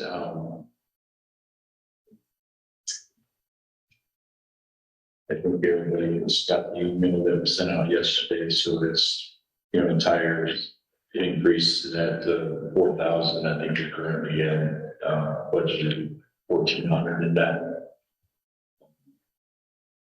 So we're in need of some more funds for that.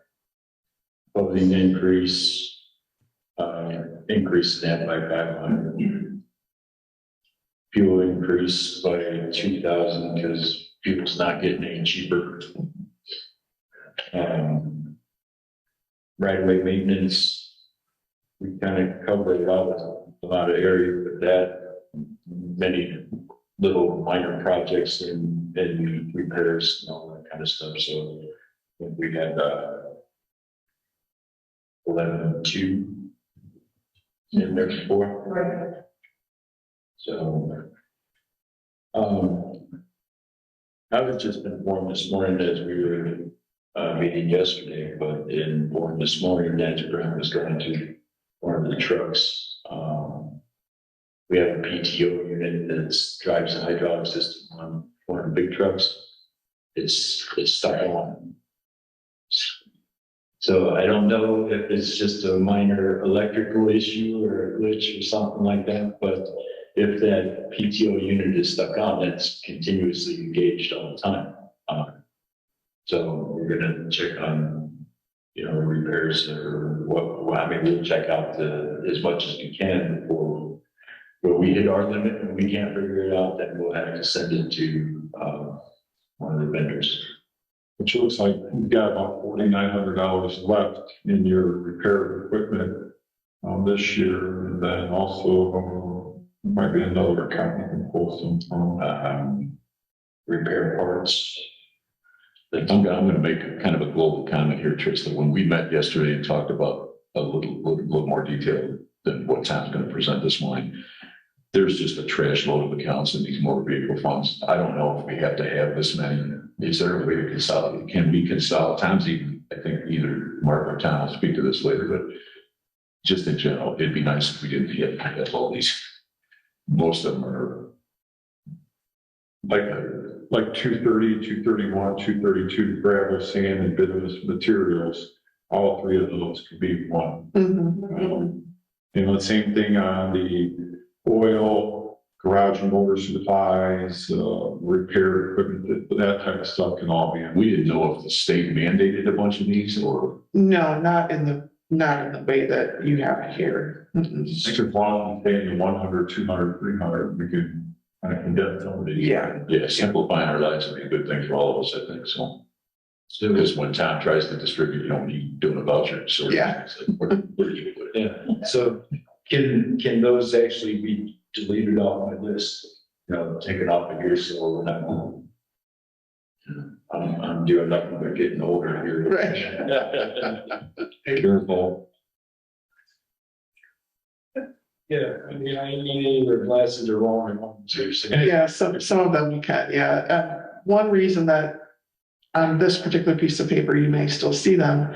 If there were values in either column last year, even if this year's are zeros, the program would still print them, but there's some ways that we can try to work through that and get you a copy that's more user-friendly. By the same token, when CCMG, which we've all kind of had some experience with over the last 3 or 4 years, you know, as we said, this is kind of out of the realm of what Tom's detail is, but at some point we have to figure out how we want to budget for that in the future. Right. And I've had some conversation about this. Yeah, and that would Just be Tom's aware. So we'll 5 year right now, they can share a projection for you a little bit later on that they're going to talk about in terms of where we think CCMG should go for the next few years.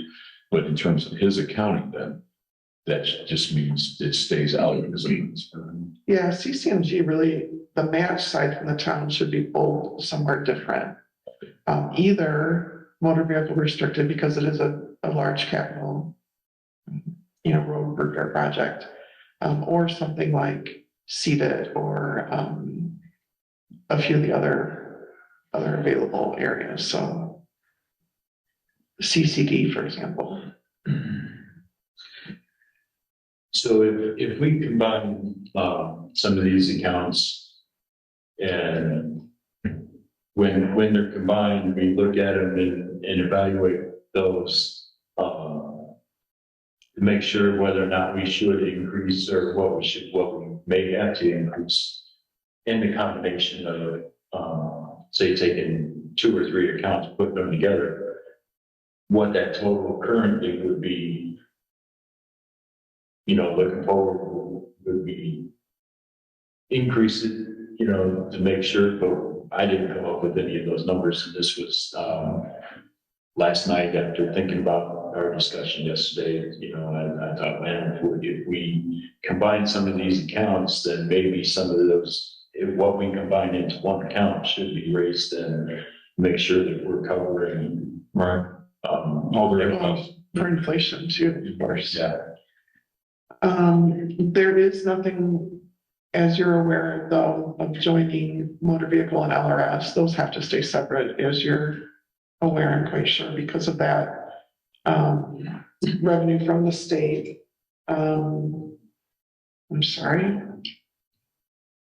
And you've got in LRS budgeted for salt and then some construction and repair, which is fine.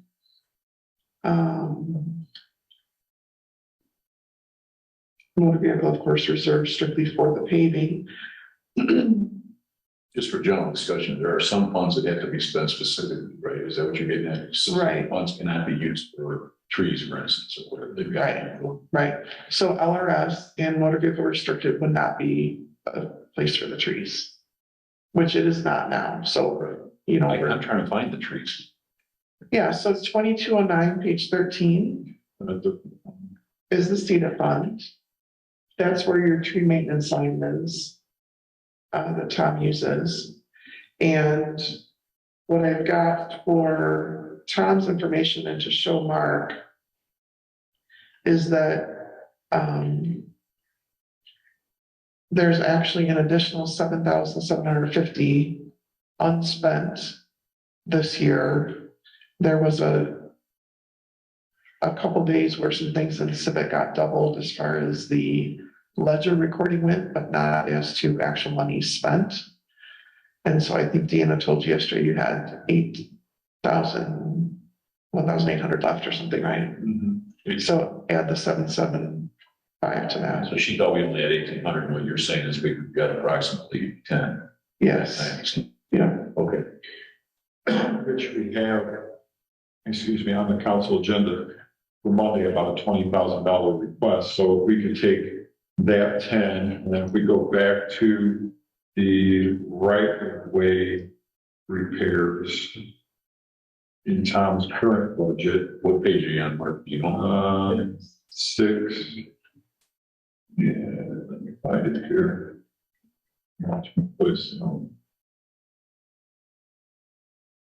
Page 7 is all, number 369. Okay, when you look at 369, it shows he's got 10,600 remaining there.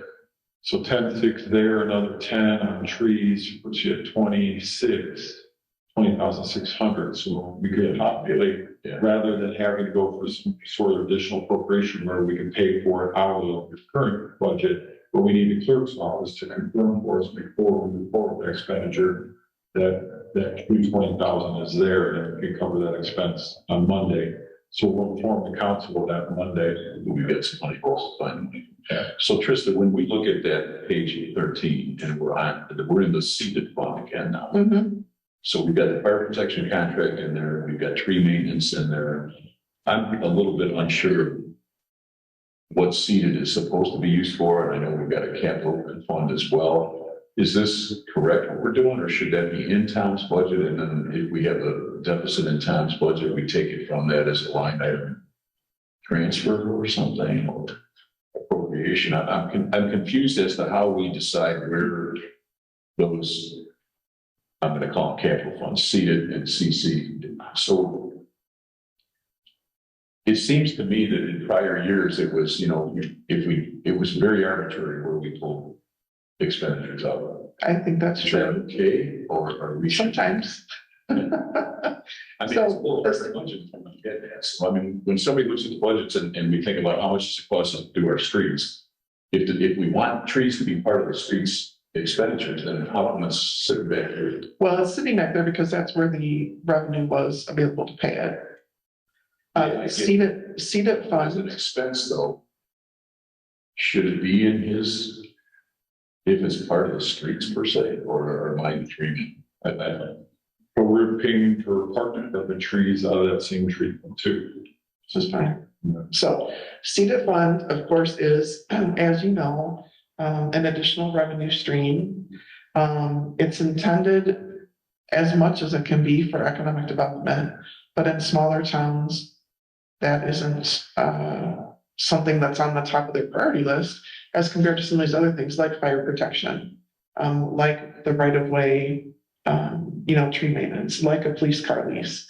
Those things are fine to have in the seeded fund. It's okay to be there. Especially because you have also had it historically there. There's no reason to, for these kinds of things in the seeded fund, there's no reason to change that. There may be some other historical things in other funds that should be changed. This is not one of them. Okay.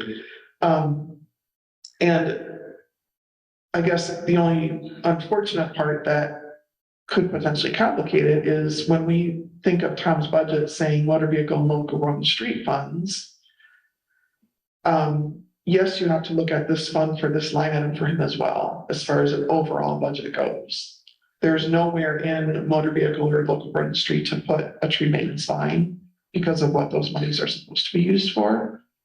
Now, you in Long Beach do add property taxes to your motor vehicle fund as revenue. Not every town or city does that. Some rely just on the state distribution. If you in Long Beach rely only on your state distribution, you'd have about 25 grand a year. So that's why the town years ago decided we need property taxes to help supplement for our revenue.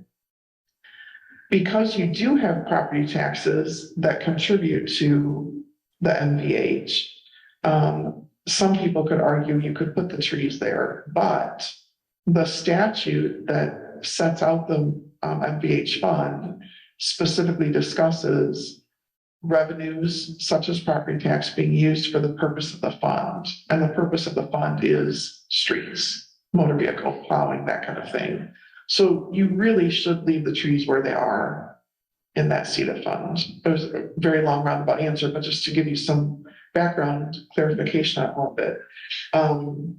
Yeah, thank you. That answers it. I just, as we're going through this, in addition to like consolidating some Tom's accounts, it's just to get this overall understanding, like Mike and I talked about an executive summary sort of thing to be able to get it in a little less detail at some point. Right. As we think about categorical accounts for management purposes, sometimes this level of detail gets a little hard to understand. For sure. Sometimes for planning, it's very difficult to know what we stand. Yeah. And that's why we'll get back ultimately to the summaries that we used to give you. That will help with that. And then Trista, just back to capital expenditures to beat a old horse. We have 3 items down here that are projected out on the CapEx side. Will you look at that, make sure that's in the CapEx 5-year plan, and if not, let's get it in. Oh, yeah, we'll make sure that these are included. The one email that came through about the salt box, no, what was a new plow, right? It's one of the current year. Okay, all right, and that's not on this particular email. No, but while I have you on that topic, if we could look at, I think it's fixed equipment.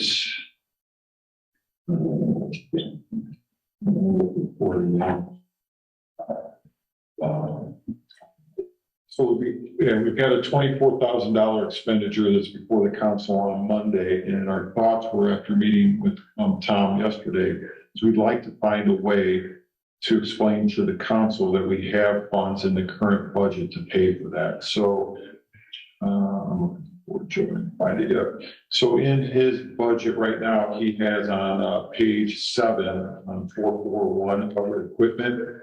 There's a $10,000 budget in there that he hasn't touched yet this year. We would like to utilize that 10,000. And then if you move up to 420, building and fixed equipment, there's $34,000 remaining there. Under fixed equipment with the salt box and the plow, which are both fixed to the truck itself. Would that apply, be able to use that $34,000? Well, that's not, that is a definition of fixed, but that's not really what that's made for. So 2 things. Point A, those are both 400 numbers. Okay. And I would consider this kind of an expenditure to be a 400 type category. Okay. We divide, you could technically have one 400 number and just say capital, but then you wouldn't be able to track it very well. So the town instead has broken out and has some tracking. You could go ahead and just pay from 420. Even though it may not quite fit the title, it still fits what the state board would be looking at with that 400 number. The problem is then you get outside of how you were organized. The second way, which is probably the best practice, would be to transfer, which because it's going from a 400 to a 400 in the same fund, the clerk's office can simply go into Civic and transfer, say 25,000 from line 420 down to line 441. And then you pay from 441. The reason that's best practice as well is so then in future years, as you're looking, you distinguish other equipment separately. Okay, we spent this much that year for that particular item, as opposed to a building type fixed spot. So it's simply a budget adjustment in the line in Civic. That transfer part doesn't even need council approval because you're not moving from a 3 to a 4 or a 1 to a 4. And you're not changing funds. So I think that'll be our explanation to the council on Monday is we're 44,000 approximately sitting in budget, currently $24,000 expenditure. So we'll pay it out of this year's operating budget. That'll be the recommendation. Okay, wonderful. Thank you.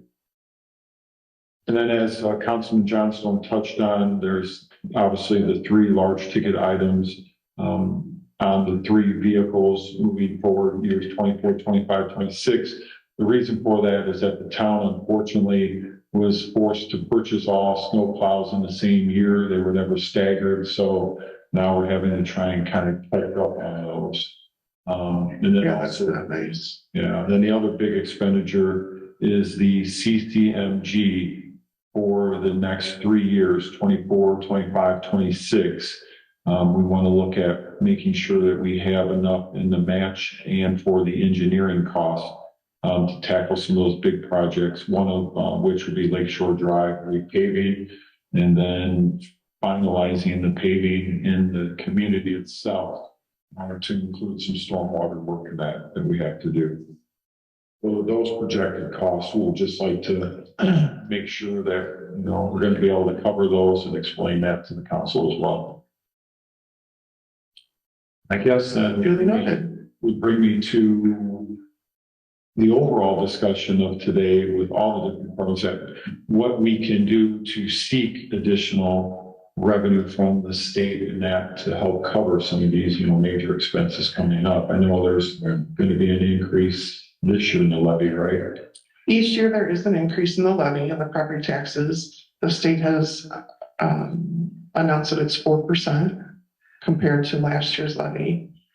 Do we need Tom further? Tom, any last comments you have? No, I think everything is pretty simple there. And once we get everything to the draft form, we'll sit down again, go through it, compare to what we initially presented today, and then move forward with that. And then we're ready for Monday on both the trees. We'll have that discussion on Monday, and then the salt box plow on Monday as well. Okay, so, in spare time, I can look these over one more time and see what I want to combine and put together and eliminate and all that kind of stuff. Yeah, I welcome any input. That way I'm not making my decisions for you in that regard. We want Just to for be Tom's benefit, efficient for you. in that regard, I'm on page 7 just for kicks. Does he have to be aware of the fact that an account, like if you start at the top of page 7, you have 300 series, and then all of a sudden you get about 2/3 of the way down, it turns to 400. Is he not able to combine a 300 level with 400? Well, that would be true, yes. Okay, so Yeah. anything's got to be timed. You see those account numbers. So you can't grab striping and motor equipment and combine them. It's got to be in those categories only. If the accounts. Okay. Okay. Thank you. Thanks, Tom. So this year, the state has said levy will increase by 4%, so we can build that in as additional property tax revenue coming in. Coming in for 23, it was 5%. So some people around the state are saying, well, why is it reducing? Why are we losing? Historically, it always hovered between 3.5 and 4. Then a couple of years it crept 4.2, 4.3. Last year, because the AVs in so many places around the state for a couple of years have increased so tremendously, which we're all aware of, is when they decided the 5% would be appropriate. We didn't think that would last because they're gonna do what they need to do to correct trends as well. And so 4% increase in the levy is what we'll be building in. So, and it goes back to the revenue. But there was a time we thought, some of us had thought like a year ago or so, when there was some sort of an opportunity to ask for another bump and levy. Is there, that never happens, or is there? There are a couple statutory ways that are very, very particular. I will check them.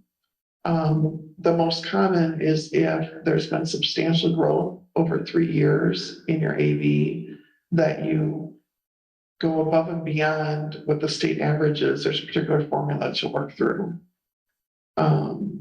And then after that 3rd year, if you satisfied that extra percentage, you can request an increase.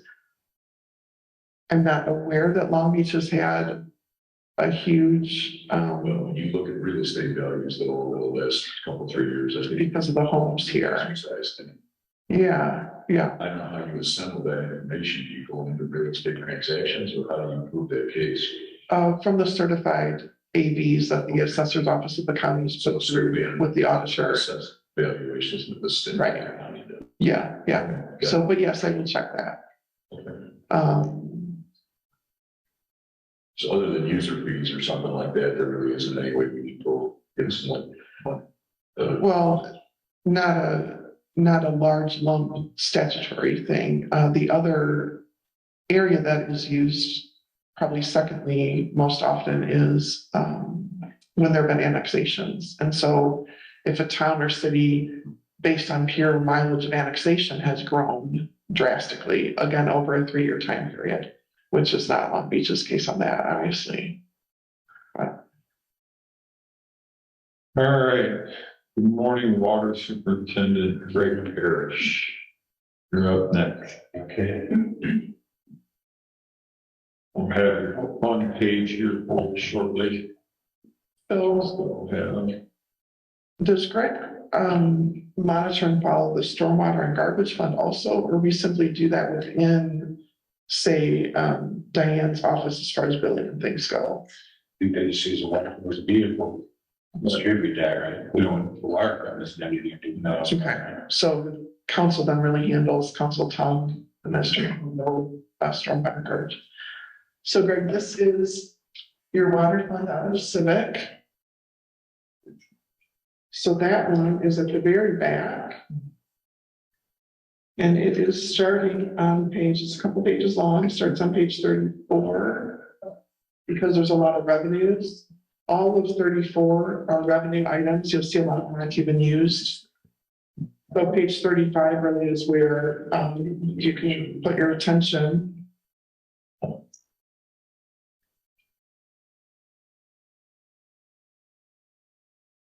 And Greg, I'm not sure if you were here when I was explaining earlier. Were you here when I was explaining to Doug why there are handwritten numbers in the side here?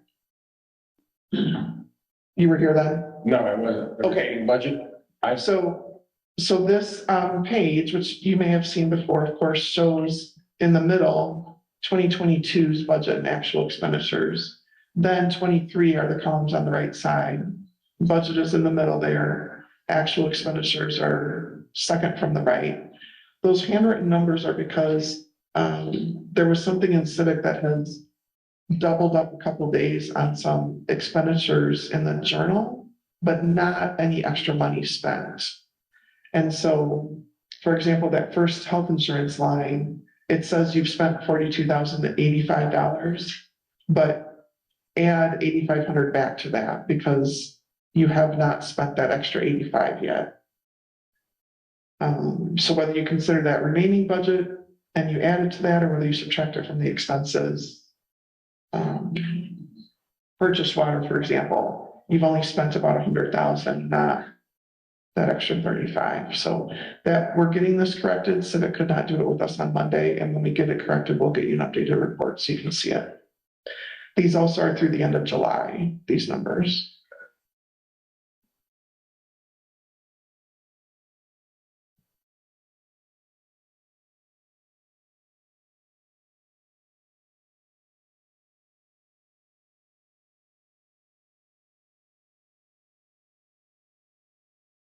Mark, have you and Greg sat down and looked at particular budgetary items? Or Greg, do you have any particular questions or requests?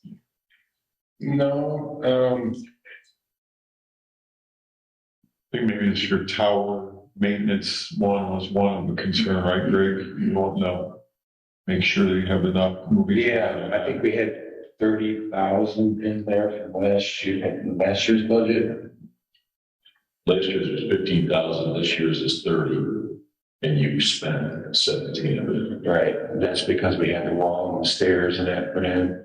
So if we run 30 again for next year, that would be more than enough to cover, because I have to do a flush out, it's gotta be inspected. So I going through the information that I had, I felt that our, excluding like insurances and salaries and things like that, just stop with normal operation stuff. If we run my budget the same for next year, we should be good. I don't have anything big coming up, so.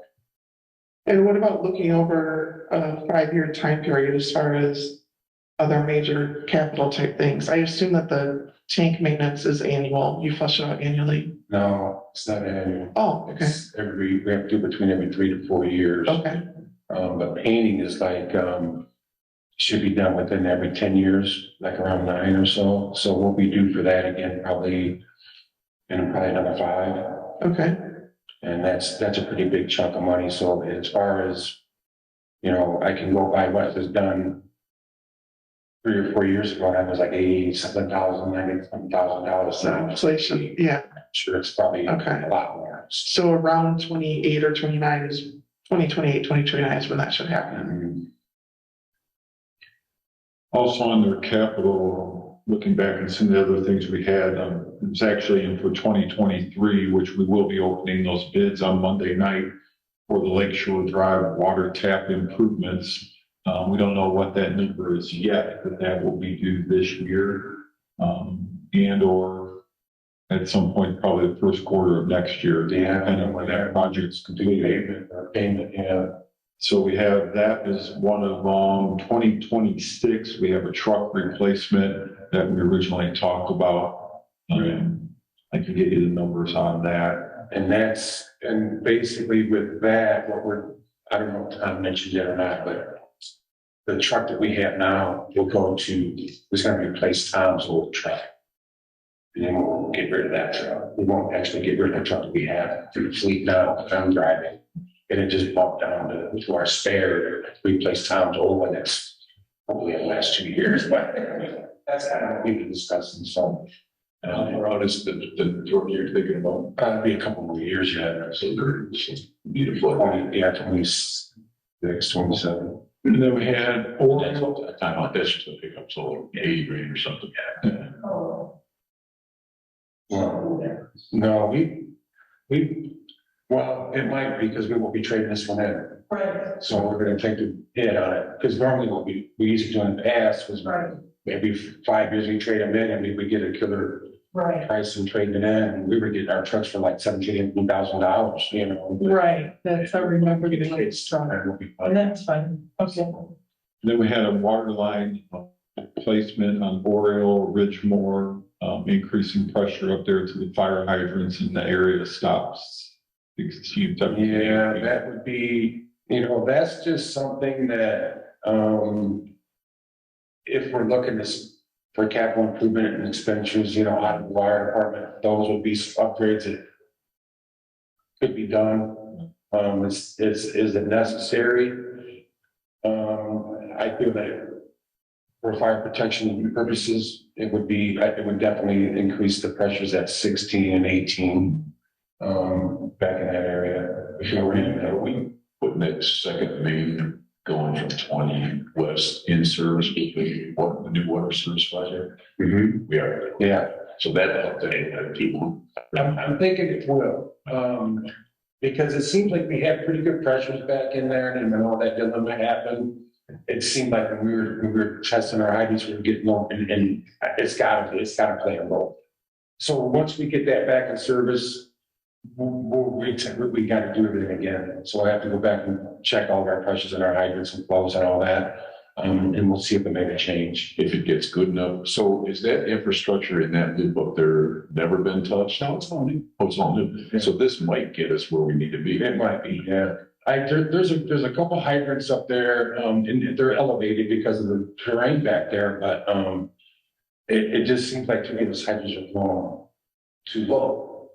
You know, The reason I'm asking is if we do this $1 million CCMG, I think some of the streets up in there are part of that. If we can afford it, if we think that what you just described as a little project or whatever, a couple $100 grand or whatever it's going to take, I have no idea, but yeah, it would be, there's I don't know if you're familiar with the dead end of Oriole that's up on the drive. There's a couple houses. Yeah, it's considered Oriole Trail. yeah, There's an easement that runs between that back to to the west. Ridgemont, back to Yeah, Ridgemont. I know you're right. Me and Tom looked at it. We would have a line border underneath there. Okay. So as far as like, It can get you moving again. right, we would loop that back in, and then, because right now 16, 18 is only being fit on Lakeshore Drive only. I got you. So So that's what you're talking. That's Right. one thing, but you don't have the whole infrastructure. So you were probably talking low 6 figures, like less than $500,000, right? yeah, I would hope so. Yeah, yeah, yeah. You know, yeah, I mean, if we wait and do this 5 years down the road, I mean, I don't know where we're gonna be as far as cost, but like right now, if that'd be done, I would have to stake up $1,000. Gotcha. Throw a hydrant up there too, midway. One of the considerations we discussed is once we get the water tap improvements on Lakeshore Drive completed, which is a major project here in the next year, then we'll regroup, see what's left in water reserves, and then that'll probably be the next major project that we'll tackle. And as far as our tank maintenance goes, we had it inspected, by Dixon 2 years ago. And they're telling me that tank's in great shape. So as far as I haven't replaced the tank or anything like that, I don't see anything like that. So, the only thing that I would like to add to our long-term plan, maybe in the next 5 years, and I might even be able to pull it out of my budget 1 year, I don't know, but I'd like to get a backup generator for that booster station. And that's a prime example. I worry at night in storms, I think, oh, maybe we're gonna lose power. There's no way I'm gonna know until somebody calls, hey, we got no water in Long Beach. It's be like, I don't want to go. We had a big tree. Yeah, and it just, we looked into, it's you're probably looking at about 70 grand by the time, we get a generator put in, you got a gas run to it. I did get a price from Current, it was 50. It's under 60,000. It was under 60,000 just for them to install the unit, but that didn't include them still putting gas in, and that's across the street, of course. But I think that would be, let's take the human part out of it. That way it just comes on, and I don't have to worry about it anymore because it really doesn't eat on me. And that may be one of the ones we look at for like next year. Right. I'd like to do that as soon as we can. Yeah. And I mean, that would be out of your budget and then some out of another fund or something. Right. Yeah. I think we can probably squeeze it out of mine as long as I don't have anything major going on or don't have something major happening, so. But aside from that, we didn't have any major changes. No. We talked about putting some of the inserted valves in. I can do that out of if my budget stays the same for next year, I can do a couple next year and we'll just pick at those as we go. So nothing major as far as I'm seeing right now. So We appreciate it. Plug in a couple $100,000 for doing something up there at 16, 17, and we plug in $100,000 for the generator or something like that in the capital plan, or whatever you're doing. Would be in pretty good shape for you because you can handle everything else in your budget. yeah, I think so. Yeah, I think we have another just meeting focusing on the capital and plugging these numbers in. Absolutely, yeah. So next, great. Okay, thank you. Thank you. Good day. While we're on these types of accounts, if I start on page 34, I get totally confused as to why most of our budgeting includes no assets, no asset account.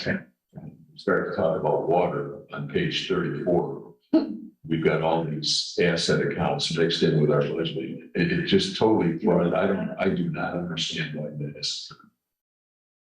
Before, none of the water up until maybe last year or so was never considered a fund.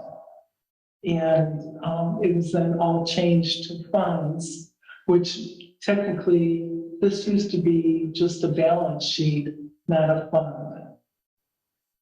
So, and then also even like the expenses, it was just an expense. And that has to do with how the utilities report to, or not report to the State Board of Accounts. But they were never funds before they were changed, and that's why you're seeing how it looks now. But does it have to remain this way, or it seems to me like the town needs to account for, we've got things coming at us like in 27 and the bonds we pay that. Right. So whether we give it all back to people or hold on to some in the future, whatever. But when you start interspersing all these, if it has to be this way, that's fine. But I do not understand why assets have to be part of your operating budget. It seems to me like you ought to be able to separate your operating stuff, your operating accounts from your asset accounts, because we don't account for assets anywhere else. No, but that was just. But I mean, it's convention. We just did it for some reason when it was the old water. Okay, but does the DLG, does somebody require us to account for it this way? Not in this fashion. The assets held by the water department really should not be showing in your revenue lines, That's which is how this document is set up. So it's totally, It is nice that Civic will track the assets for you because we do have to report them to the state board every February.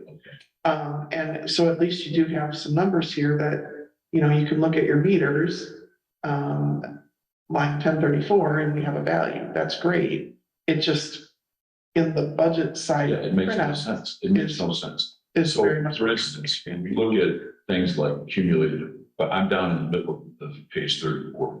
We have various assorted accounts with some fairly significant dollars in there. We've got the 1110, you've got the 1112. I think I understand what those are. That's the transactional stuff for the bonds. Mhm. And then you've got a line item for accumulated depreciation, which again, that's counterbalanced against the assets shown above. Right. But then as you start to drop down, now you're in real meat and potatoes in my estimation about what's going on with the water. Right. You've got, you know, receivables, you've got accounts payable, you've got, now you start, but then you've got revenue bonds payable, okay. Retained earnings, I mean, it's just, it's such a mishmash. To look at operating funds, all this crap all day in there, it just makes absolutely no sense to me. Right. So, Your revenue lines are really toward the very bottom of that entire list, which isn't until the second page, page 35. yeah, now you're back into the real meat again. Right.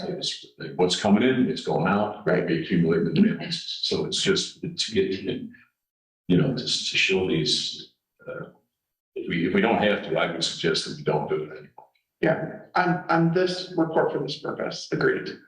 And that was one of the things we spent some time on Monday with, while talking to Civic about why this report was different than the other one I had brought up at the last meeting. He actually went in and was starting to change some coding. There was something that wasn't coded properly in their program to be able to make sure that that other report, which is much more user-friendly, included all of the information that you need. So Because they're in working on my that. mind, unless there's some utility law that I'm not aware of, we made the conscious effort to say that the water is no longer separate from the towns, that we're gonna keep track of that from an accounting standpoint. Even though they're separate funds, just like there are for the police and everything else, you know, for instance, for cash management, which is one of our frustrations. I don't know when Tim has reported recently that he's got some cash in the bank, according to what we all asked him to do, which was to lather some CDs. I don't know if we're doing anything with the balances from the water at this point, because we have this. I do have information. Right, interesting, yeah. I have information on that for you Oh, today. good. Yeah. So, But that kind of a note really wouldn't show up either in this report. That's really a separate, yeah, Thing that we're cash gonna management track. is 7, I get it. yeah, But let me ask you one more. So on page 35, about 6 up from the bottom, we have LSD water improvements. So we did throw 603,000 in the current budget for that water project that we're in the process of paying. We've already spent, and I'm assuming this is engineering, or maybe that's the purchase of the materials for it. Yeah. It's about 165, that's materials, which is great. I mean, I'm glad we're keeping track of it that way. But again, this is one of those items where we're not really cashing that out of the current budget. That was something we're taking out of the accumulated funds, which are an asset account, if you follow me. Mhm. So from an operating, to be able to analyze the water department's ongoing operating item, is that correct to show that capital expenditure on this current year budget? Or in the future, are we doing things correct? no, when you say though it's coming out of the current cash asset, basically, that it's got to be included here as a expenditure to show that it's coming out of the cash. Okay. Trista, one of the things we need to look at is like when you go to page 36, with the bond principal and interest expense for last year and this year, because how it was reported, and also then looking at our sales tax payable.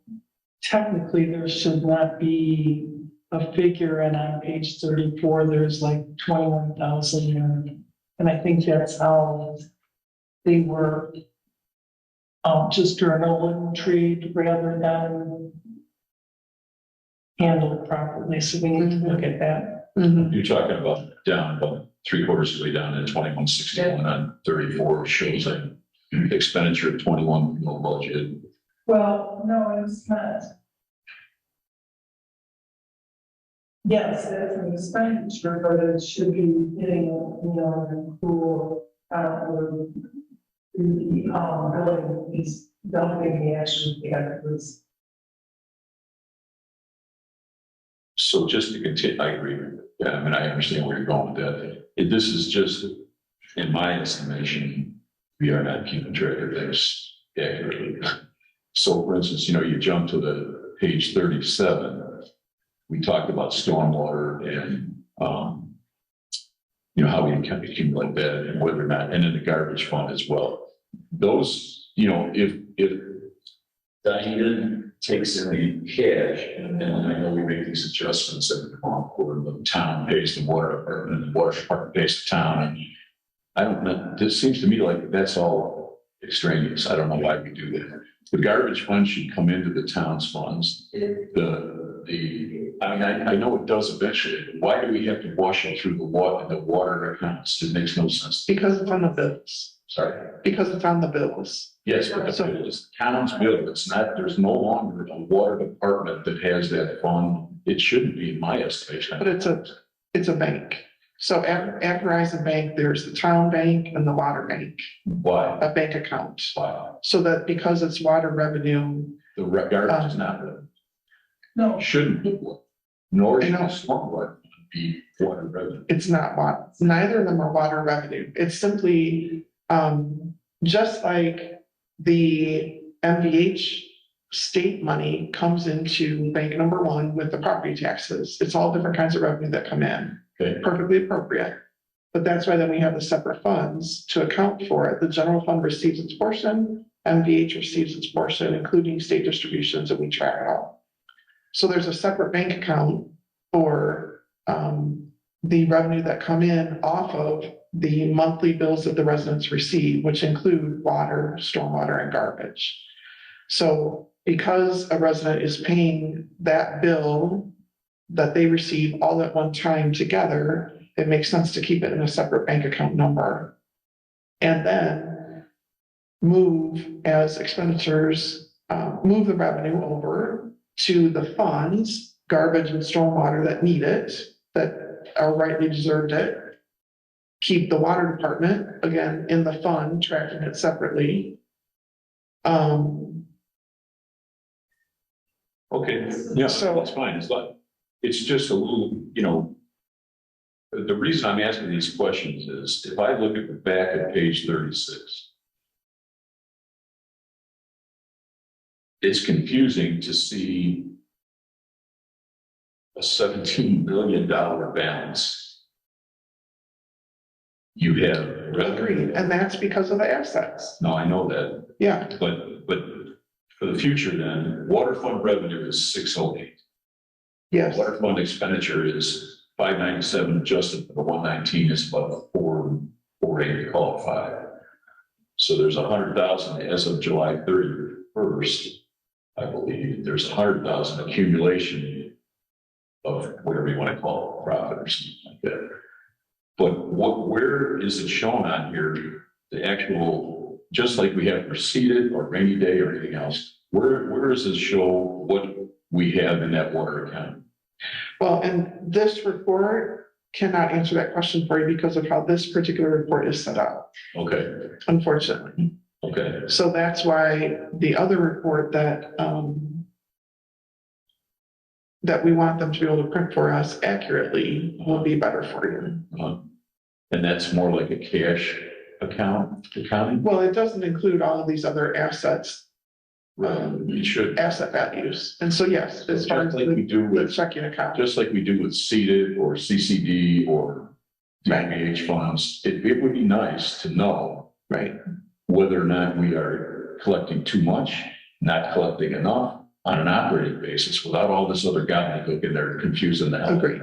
Agreed. Okay, And I'll tell you just from reviewing the accounts for 22 and 23, as we've been doing, pretty consistently, that the water fund has $1 million cash balance in it.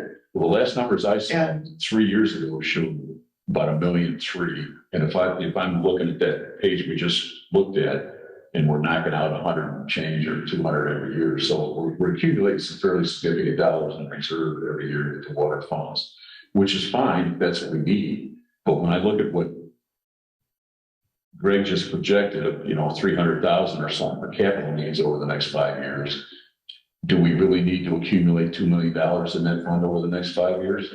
That's what confuses me. Why we're in the shape we're in, and why we're not paying attention to how that happened or what we project for the future. so It shouldn't be that it's this mysterious. If I'm a town council person and I've got those kinds of dollars floating around in the sun, we gotta know where they came from. Do we continue to do what we're doing to accumulate them? right. Everybody And gets that's- upset about this, when I start harping about the water, but this is something that we all should understand better. And when we go back to the summaries that we used to give you before, you'll be able to see that very quickly. As well as you talk about the water department possibly, saving up a little bit each year, basically. That's great. So then you have, when you need to do this, then $200,000 project, you've got there waiting for you. Exactly. But from And the that town- comes into the From plan. the 30,000 foot view, Tristan, if we have assets in the neighborhood of $4 million and we're borrowing money to buy vehicles or we're borrowing money to do projects, there's something disjointed here. So the town as a whole should decide for itself. Do we want to accumulate $2 million in some obscure fund over here while we're paying interest on a loan for a vehicle or something? To me, that's not good cash management. Understood. We do have to be careful that water revenues are used per the ordinances that are established. The fees that are charged the residents that they pay for the water go back to water infrastructure and water uses. So we can't use a water department to pay to buy a police car, of course. Even though it's all town money, right?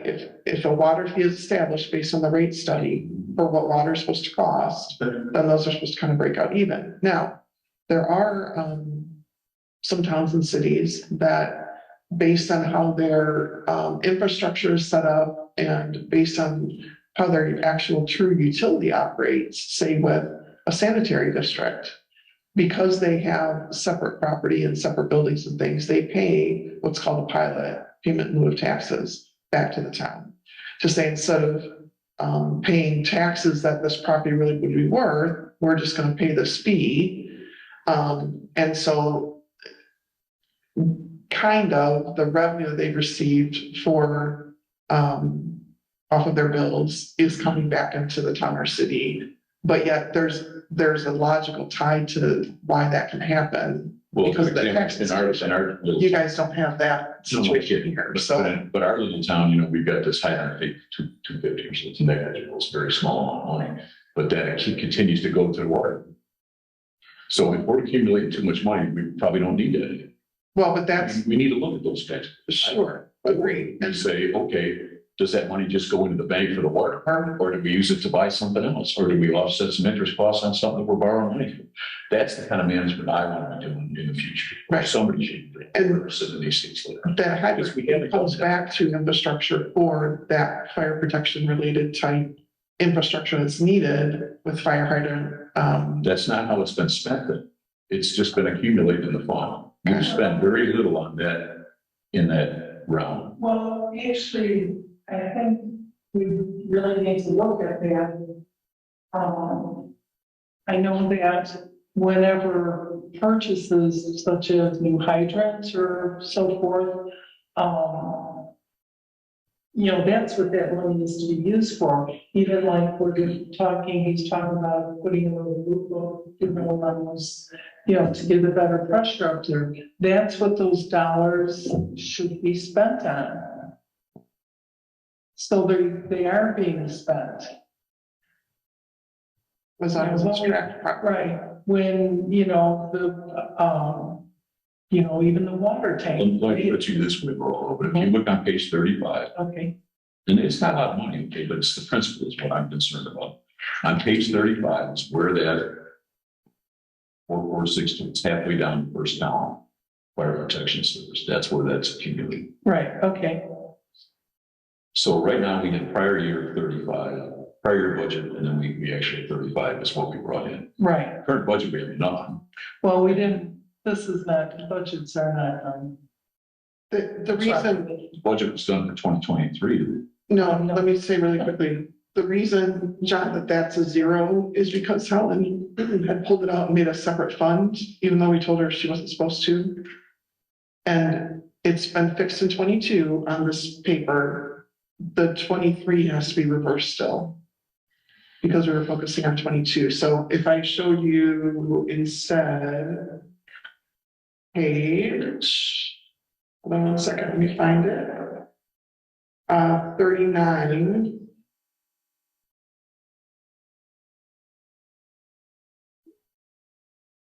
That 30,000 that you see in the current budget column is what she had pulled over.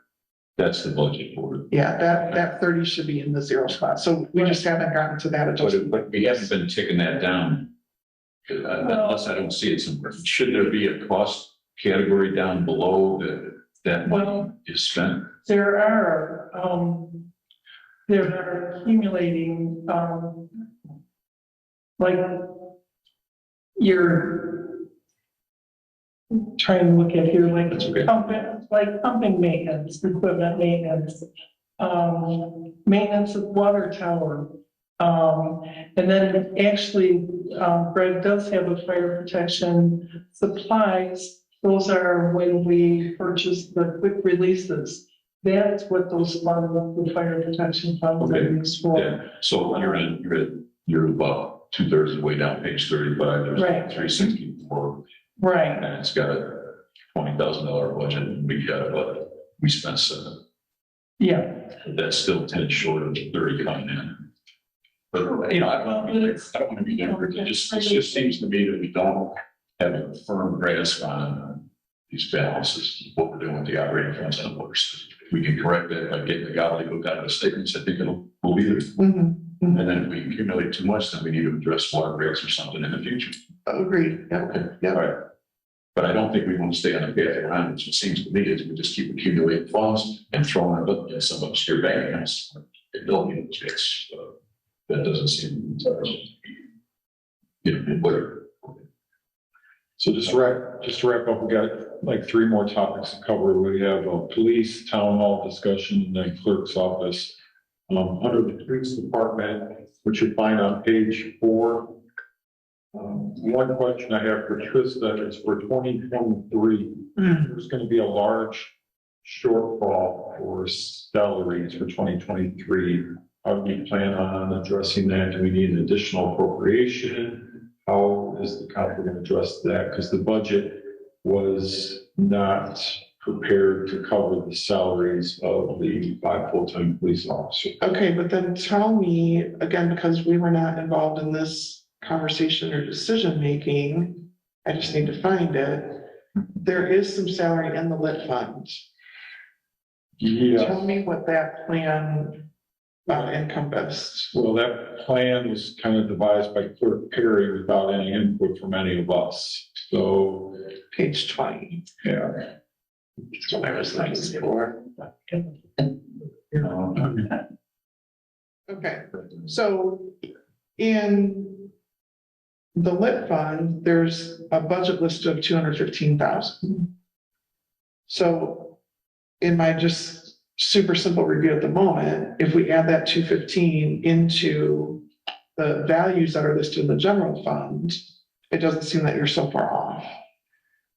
Right, except for the fact moving into 2024, we don't want to be in a position that all the lit public safety funds are augmenting the wages for the police department. So we don't want that to happen in 2024, I guess, is what I'm getting at. So there was, when I think they put 2023 together and it came back from the state, they had to make some cuts. And then they just decided to take this large lump sum to make this work for 2023. To make general fund work. Right. Okay. And the council, myself, weren't aware of it, and now as we move forward for 2024, we don't want that to happen, because then what happens is now all the lit is gone, and if something comes up, for instance, on the council meeting for Monday, it's like a $6,500 request to reprogram our radios for both police and fire. If we're utilizing all that on the general fund, then we don't have those special requests, Mhm. funds to cover those in the future, so, Okay. that's So, kind of my the concern. best way to plan with this newfound revenue, lit public safety's newfound revenue, right? Is generally across the state, many towns and cities needed some help with their general fund, right? Their expenses were just overrunning what their revenues were going to cover. Thankfully then, public safety lit became available. And so how do we then use that money to help ease the strain on the general fund? Of course, it's reserved for public safety purposes, fire, police, is possible for both of those. And how do we then budget this new fund that some of us have never heard about before and quite frankly, make some people really nervous? What we do know is that every year, and we thought we would have had it last week, as I mentioned last time, the other predictions from the state were about a month behind. But we're expecting last week, anytime now, literally any minute, that the lit prediction will be out. So what we do know is that historically, with all of the lit predictions, just like the other ones that the state does, when they say you can expect this estimated revenue to come in, you can bank on that. You can count on that. So they will give us what they believe Long Beach's public safety portion of lit will be. We can then use that in the budget. So then what do we spend it on? Do we use it on capital? Does that help ease the general fund? Do we use it on payroll? Does that help ease the general fund?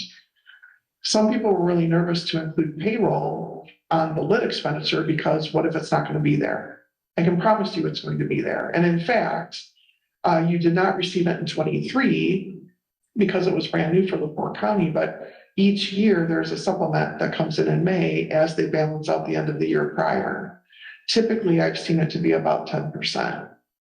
I don't ever recommend that my clients use that extra 10% in a hard budget number because we don't know for sure what the supplement will be. But we do know that there will be a little bit of a cushion that will come in. So let's take that original base amount of lit, whatever it's going to be. Let's just say right now it's going to be 20,000. We know it's a lot more than that. So let's just say 20. Yeah. What can we ease out of the general fund? The reason I suggest wages often is because that's a solid number that's fixed that we know about. So because we know that the lit revenue is very specific, we don't have extra miscellaneous revenues like the general fund does with permit fees and all that other kind of stuff. The lit fund, we know it's just that particular revenue. So we have a hard number there. What kind of expense can we use then to plan to be solid? If we say repair, car repair maintenance, it could be $2,000 a year, it could be $50,000 a year, we don't know. So let's be really careful about the type of expenditure that we assign to it so that it can be used well and consistently. I'm not saying to put all of the police payroll to that. And I would agree with everything that you said. We all understand that a large percentage of it should go towards wages and that. My concern is if we're shifting the majority of it there, we were anticipating also with the fire truck coming up, anticipating some of the lit money going towards the annual payment on the fire truck. Which would be fine. Well, we have police cars in the future that we need to buy as well. So I just want to caution the clerk's office to make sure that we're not putting it all to wages, because then when those wish list items come up, we don't have the money to pay for the fire trucks, the police cars, the police equipment, things like that. So, and so when we talk about the capital plan, this is all related to that as well, for sure. I just wanted to get it out there for everybody's understanding that a large percentage of what we're receiving, the 263 for this year anticipated, that 200 of that was, moved into salaries. So leaving us with 63,000. Which should have relieved the general fund at almost that same time. As long as you didn't plug in new expenses instead.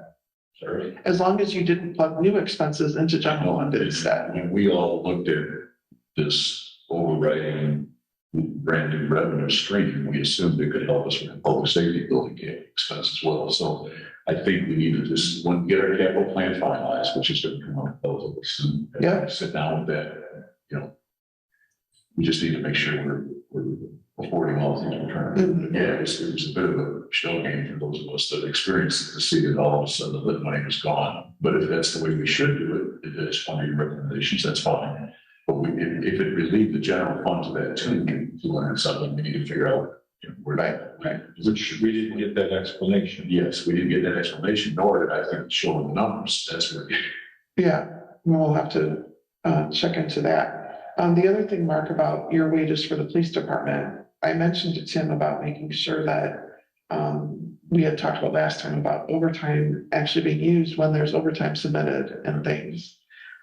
So he was gonna go back and double check. I talked with him about how the payroll,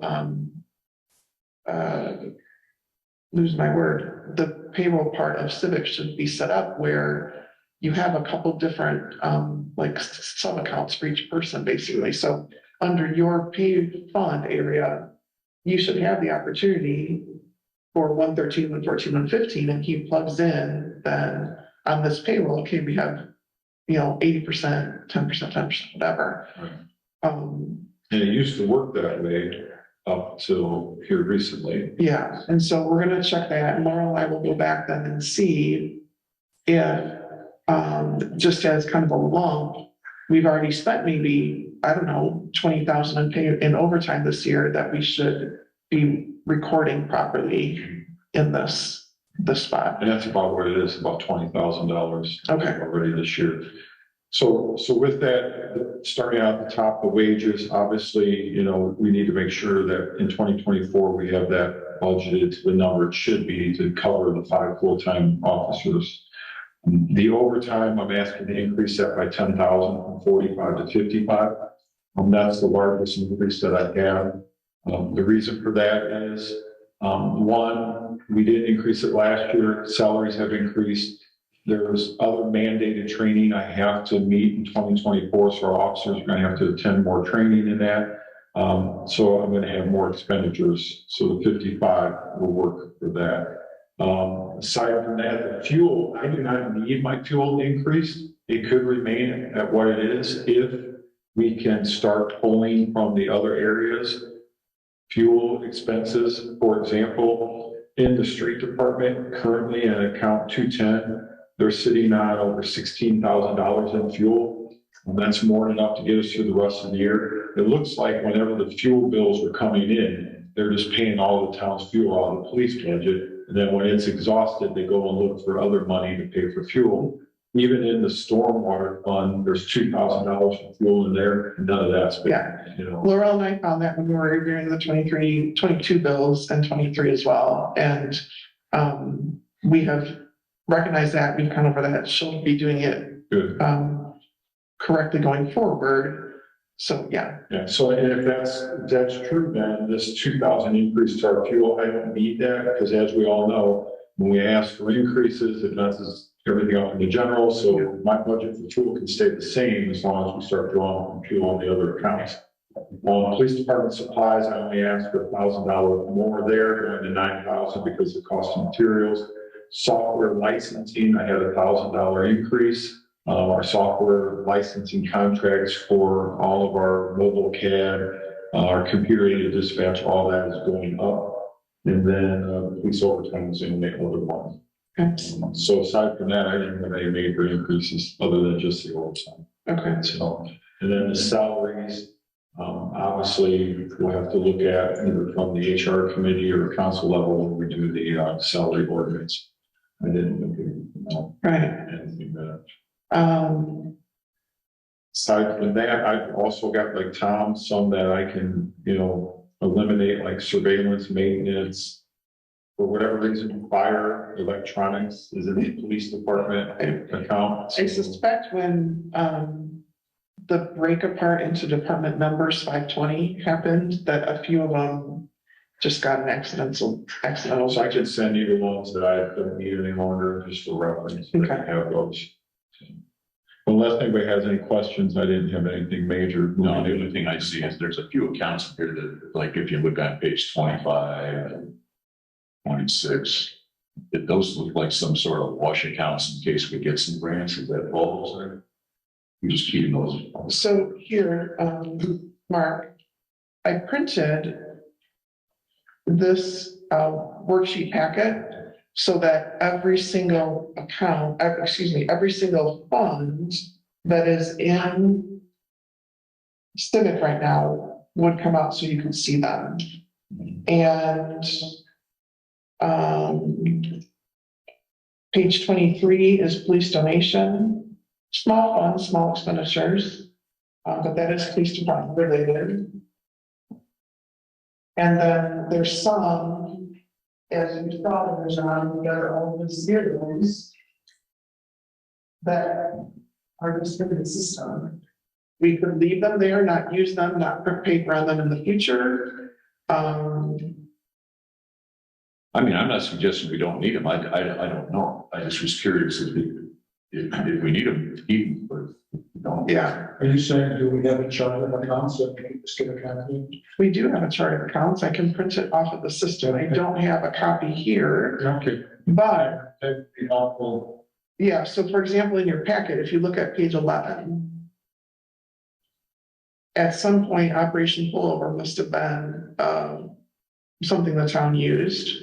There was some grant money, I think, that had come through pretty regularly for a while. We participated in currently Operation Pullover.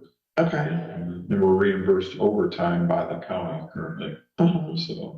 So if we spend $1,200 in extra patrols for Operation Pullover, we submit it to the county, and the county's repaid by the state, and then we get a check from the county for reimbursement, 100% reimbursement. Okay, so right now, that all funnels through the general fund.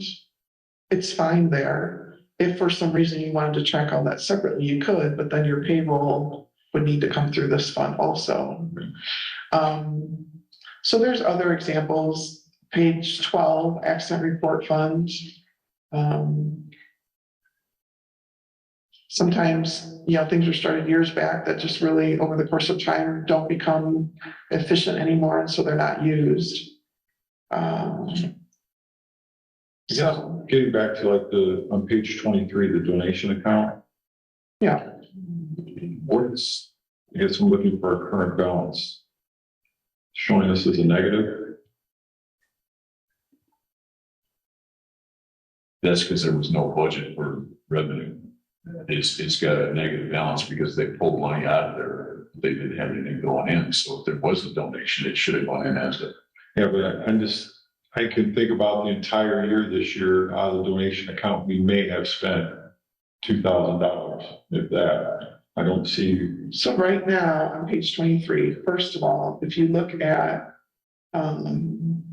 police donation balance, which is the third one down, line 390, the way this report is set up, that's your cash balance, 15,182. So there is a balance of that in there. And then this year so far, you've received a general donation of $250 and a miscellaneous receipt of $5,000, which I think is a pickup truck or something. No, I'm crossing my memory here.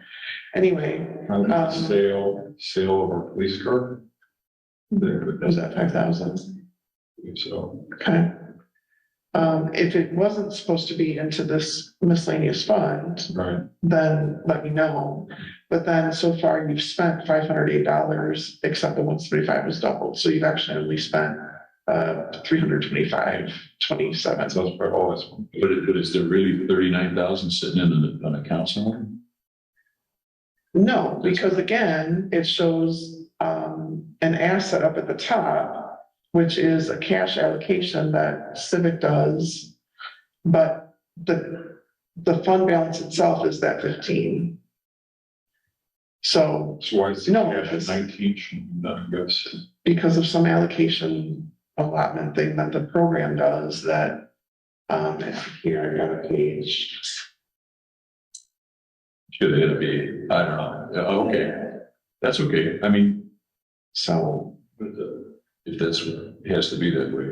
It looks like every account's got a cash at the top, but this allocation, some thing, have yeah, zero, some have some, so I guess it that's. doesn't even match. So when you mix assets, when you mix asset with operating, like, I don't understand why. I don't know. Another quick thing relative to Mark, if you're on page 6, under the MBH, in 2022, we had a budget amount for town manager. If you come down to MBH expenditures, we had a budget of 20. There was a talk earlier in the year about, or maybe it was last year, do we take a portion of Mark's pay and distribute it through accounts for his administrative duties? I'm assuming that's going on in some of these cases, because every now and then you see some money that's actually on the expenditure side. Yeah, they did it to parks, Yeah, streets, water, right? So if we're doing it correctly, that's fine. We probably want to make sure we're doing it correctly at some point. Yeah, and I'm a little surprised, quite frankly, that, you know, this MVH line, for example, still shows a zero expenditure, because on a bi-weekly basis, Mark's responsibilities are divided proportionally across all them, and so it really should be accounted for in that. It shouldn't be pay all the PD for the first 3 quarters of the year and then move to MVH and then move to parks. I get where maybe that could be considered a little bit more simple, but it really doesn't reflect accurately why it's budgeted the way it is if you did it that way. So for 23, we might have to just kind of do the best we can, but definitely in 24, get it situated properly. So Laura will have to take a deeper dive into that particular little spot. We haven't gotten to that yet. For the sake of saving an argument with some, can we change it to town administrator rather than manager? Yeah, I don't care what it's called. It should be town administrator. We've had some question. There are some staffs that are differentiated too pretty significantly in terms of duties and responsibilities from a state or state law, state law. There are differences between a manager. Okay, yeah, I mean, this definitely should be reflected to what council approves and Administrator, because that's in the salary. Too. Okay. So getting back to the police department one, if anyone else has any questions or that, like I said, other than the overtime, no major increases there. Town hall maintenance, I just like to touch on that real quickly. We have 2 air conditioning units on the rooftop of this building. Both are in need of replacement within the next year. My hopes are to take the air conditioning unit at the current fire station when it gets demolished here next month. I've already got a price to move that air conditioning unit to the rooftop of this building. So that'll save us from having to buy a brand new unit. So we'll see how many more years we can get out of that unit. I'm going to move it upstairs. And then I'm just asking to increase next year's town hall maintenance from 25,000 to 30,000. I have some plumbing issues in the garage that need to be addressed on the main water line coming into the building. It's going to cost several thousands repairs there. I've got security camera issues up above me here. I've got to handle some of that. We want to get some carpeting replaced in the building. And we've got another air conditioning unit on the roof. So that's kind of explaining why that 5,000 increase there. Aside from that, the town hall maintenance, we do pretty good keeping up with the building with the current funds that we receive. So I think, anecdotally, it's been a major breath of fresh air to see you're doing the same sort of thing with the community center. We're trying to get ahead of the maintenance. Yeah, before it really catches up to us. The clerk's office, I want to talk about the clerk's office related to the salaries. That's one of the areas we've increased personnel in that area. I don't think that we've got it budgeted in 2023, but moving into 2024, we need a better understanding of personnel that will be present in the clerk's office, expense related and salaries to each of those individuals, whether it's part-time, full-time, and then have them properly listed as we're doing with the building commission similar to the building commissioner, office manager, building inspector.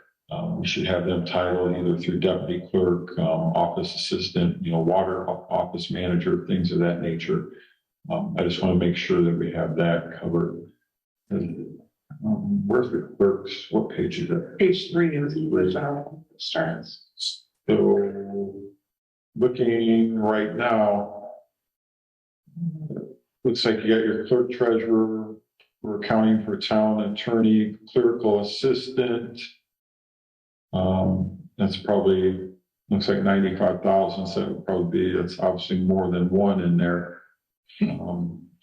So yes, I think maybe if we could have that broken down a little bit better so we could track that salary wise. I know Dr. LeMay has asked for that at the upcoming council meeting as well, but just moving into 2024, it'd be nice to have a better understanding of where we're spending the money on salaries for the staff that we employ. And then like for you, Trista, I'm looking at 138, 510, 138. Is that where you should be counting consultant? I mean, I don't know how we're keeping track of your. Well, right now, I believe that our bills are lumped in with audit and legal, Okay. which is up at 132. But again, broken record for 2024, that would be a 300 consulting number. But as far as looking to see what's happened so far this year, yes, it would be included in audit and legal, which I understand when you see a lump number, you don't know if that's Chris versus us. If going forward, you prefer consulting to be broken apart for each of us, which could make some sense. Some people would prefer, councils would prefer it that way, others wouldn't. Whichever way you want to go is fine. But that's currently where it is. Well, if we knew what the legal was out of that 35 current year actually, but at least we know what you on top of whatever the clerical and clerk and all looked like against last year's budget for this year. Right, That's right. Also, I'd like to bring up with that on the way at the top, 119, we have wages, town attorney, and there's actually a budget amount and a dollar amount in there. But this line item should be if you actually had an attorney on your payroll. So that needs to be moved to just attorney fees. Right. That's what you used to. No, I don't. They did, yeah, Jeff. Makes sense. So under the clerk's office, are these all clerk related or? No, so a lot of it is really more considered town administration related. For example, your electric, gas, water, and like 350, 351, 352. Those are full town hall, town admin type expenses. It's okay to leave them in the quote clerk's office department of the general fund. If you wanted to break those kinds of things out separately to quote a town admin department, we could. No, I think we should keep those two separate. Okay. Agree. So you want the clerk's office to be legitimately just clerk Yes. specific expenses, Yes. and that's fine. I mean, because again, we have fire equipment maintenance in here too. 364. There's probably half of those you got in there that just are all zeroed up and just. It would be nice, like to Mike's point on the town, like administrative side, the healthcare cost, all that type of stuff, the building, infrastructure, insurance, liability insurance, all those things that we know are coming in every single year. Our IT costs for, our IT contractor and that, a lot of that's contractual as well. So page 4, Mike, right in the middle is right now, the quote town council department, number 514. That's where we would put Okay. all these other, full town expenses. Under the town council. Yeah. Got it. And that's not a problem to do that for like. And I think too, Trista, if we could have it, Consume that. contractual services one too, because for instance, like Yeah. Granicus, we use for our 30-day rentals and that, it's like $2,500 a year contract and that council approves it. We utilize it. It'd be nice if that stuff fell under there too. There's other ones as well.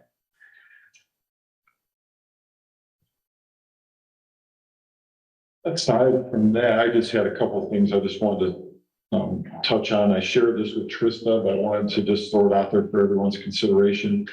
As we move into 2024, we've got to think about too, how we're going to cover the additional costs of the public safety building that we discussed at the special town council meeting. The increase from the 2.8 to 3.1, that needs to be figured in the 2024 expenditures.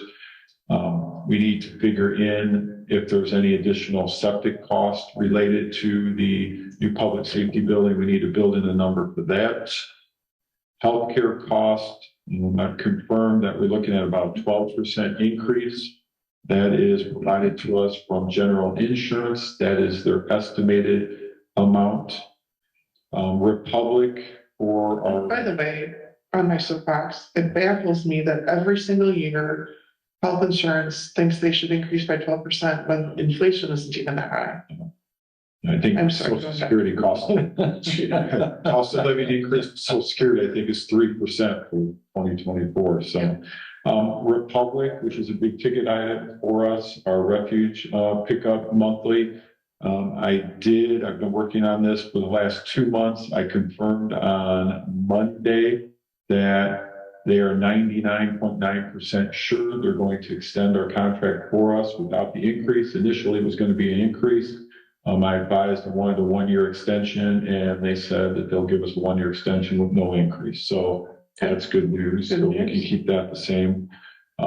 Salary increases, council will have to decide on that at future council meetings. Utilities, just thinking about increases in there if we need to build in anything. Fuel and diesel, we talked about. Capital plan, we talked about having maybe another meeting in the future to kind of work out all of that. Town hall maintenance, we talked about, and then we talked about combining the counts. So one thing I would like to throw out for discussion, and I did speak to the park department, John Wall and Tom Dahl, is how would the town, Trista, prepare if we wanted to get away from some of the contractual service agreements that we currently have for services for town facilities, grounds and building maintenance, and that if we wanted to bring on another full-time employee, a public works team, Sure. that would be a 5th employee, we would be able to eliminate approximately $30,000 or more a year in some of these contractual service agreements to help offset the salary of the individual.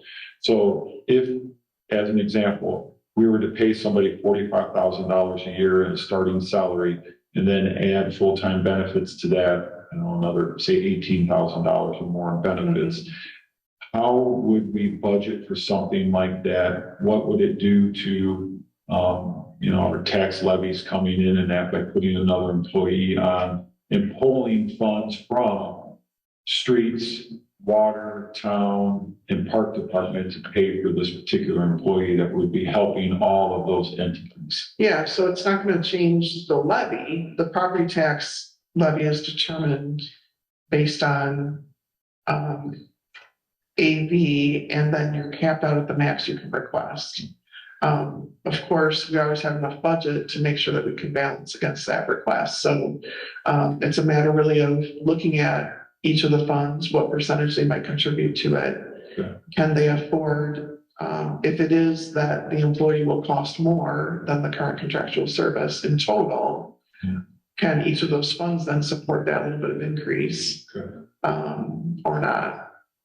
I mean, it's something, I'm not saying we step that way in 2024, but I would like to look at that in the future, because as we look at some things like the park department, for instance, they spend $10,000 on stop maintenance for the year, where if we brought this additional employee into the public works team, that individual and a current member of the public works team could take care of a lot of the building and grounds things at the stop, saving us a $10,000 expenditure.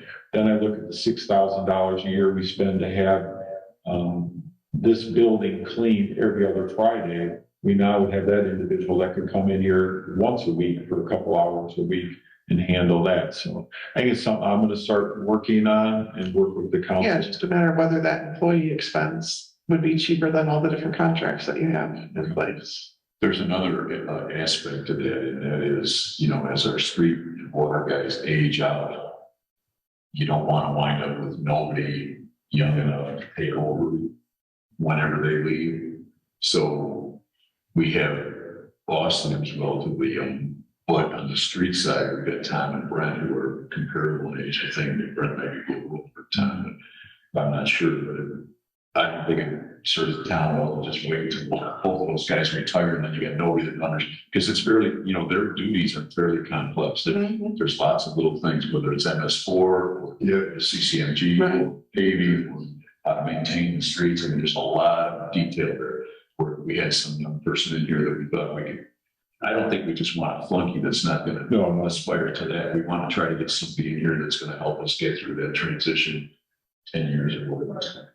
They have a CDL license, would be a backup plow driver and that, because right now our plowing operations with our 4 drivers, if one of them catches the flu during a major snow event, it just throws all of our plowing operations, you know, out the window. So in talking to both Greg, Tom, even the park department is in support of it as well. It's something I think moving forward, we as a town can start doing things more in-house, taking care of ourselves and having that employee available to help in all aspects of running the town and that. So okay, I'll start working on that in the future.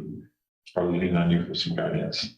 So Absolutely. that's all First report quickly, and I didn't make a photocopy because I don't like how the spreadsheet turned out, but on the CDs, on the water side first,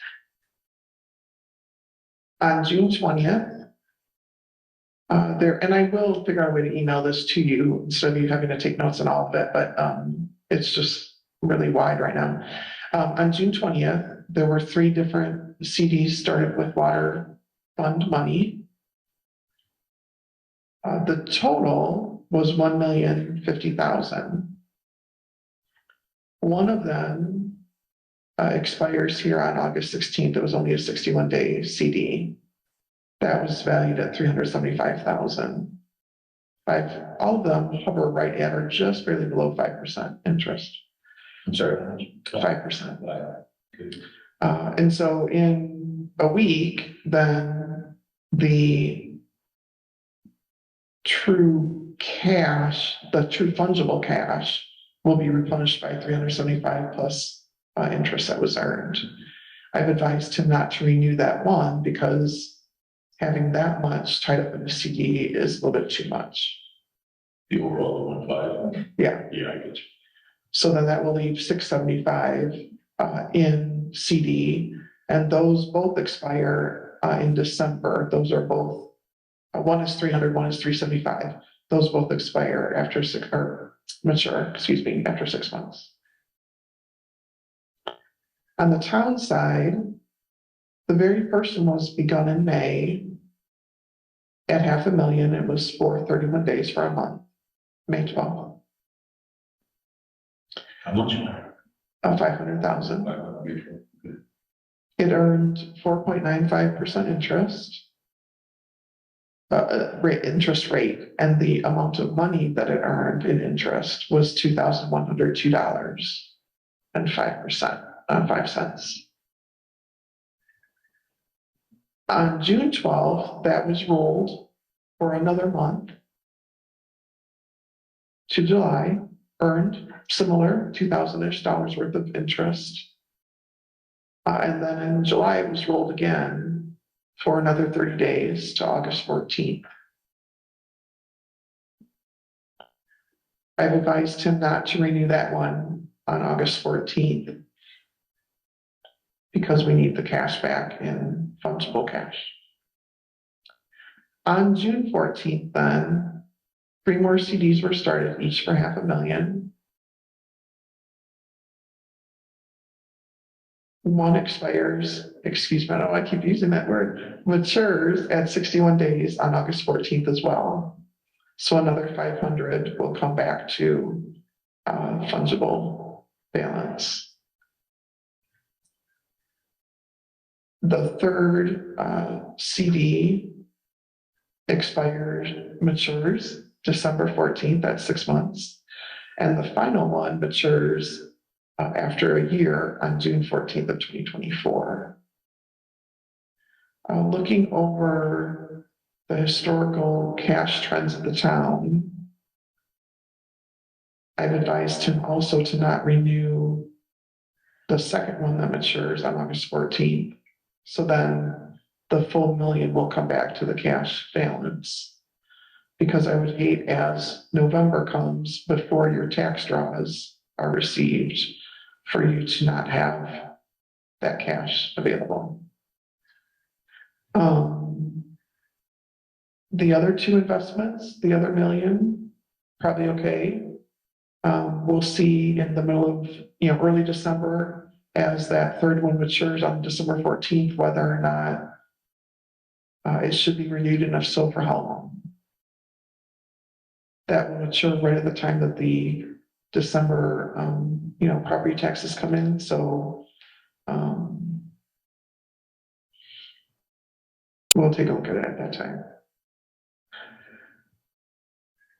Don't typically suggest a year-long CD. It's a long time to tie that up, as opposed to the same value of money, laddering and cycling every couple months. So we get some huge interest rate differential another year. Well, for some reason, that one's only 4.66 and all the rest are 4.9. So I'm not sure, and investment wise, that's not normal for a year long to be a smaller rate. I'm not sure why that's like that. But that's what the documents showed.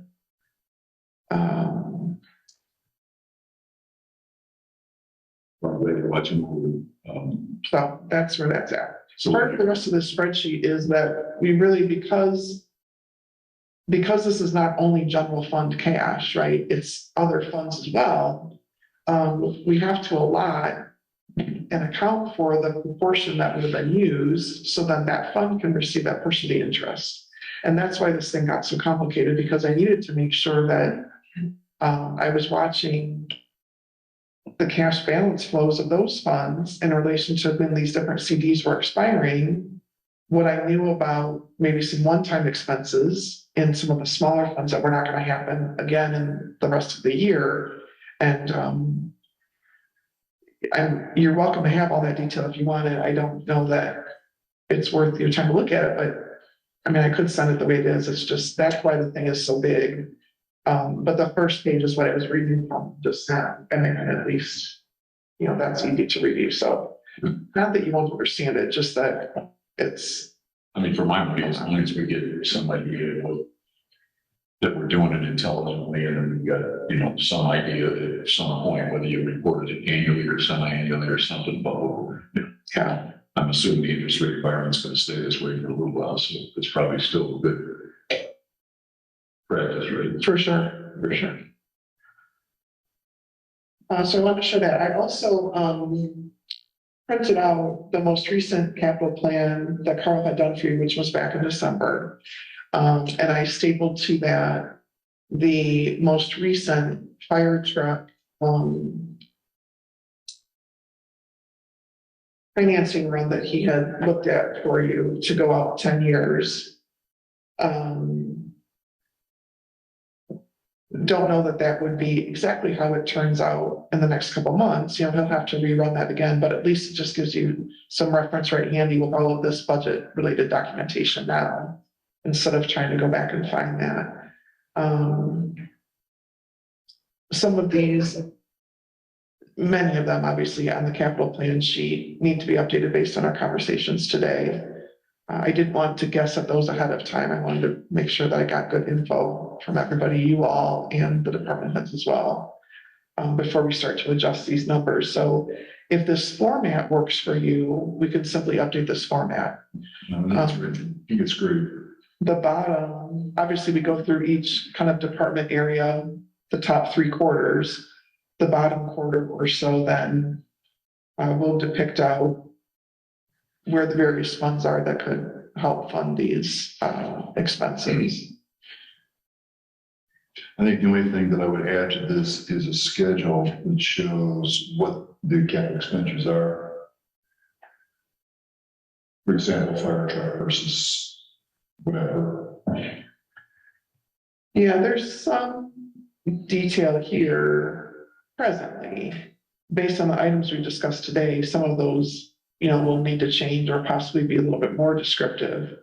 And I suspect we may go on to a page 2 so that we can correctly, through the full 5 years, list out everything that's been discussed now in more detail. So, Right. Some of the capital expenditures will be on multi-year, whether it's the public safety building or the fire truck lease. absolutely. Get some of the big wow, but most of them hopefully are. I'm just saying there should be a schedule, whether it's part of this package or not, that we know what there's going to be decisions on. And and the date on it is the date that we actually purchased it or that we actually get it. From an accounting perspective, that's what I'm really asking for, because really you can't tell from this what we accepted. For example, for 2024, $834,000.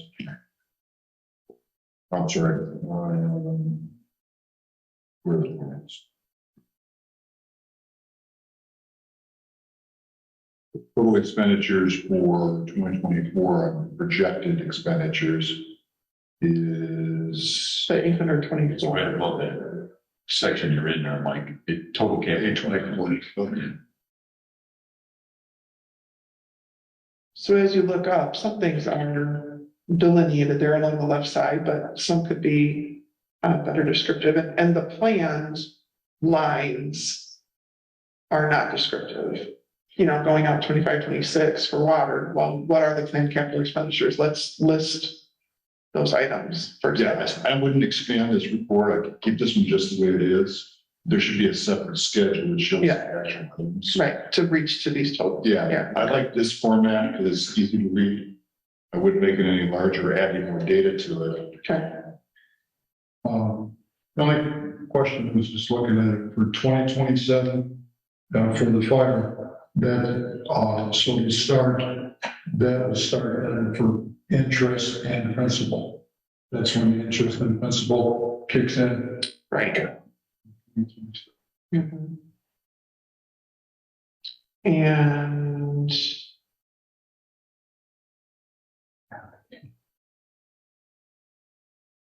that's funded at that point with additional levy, additional property tax, and so that's why it's not just in that line. Yeah.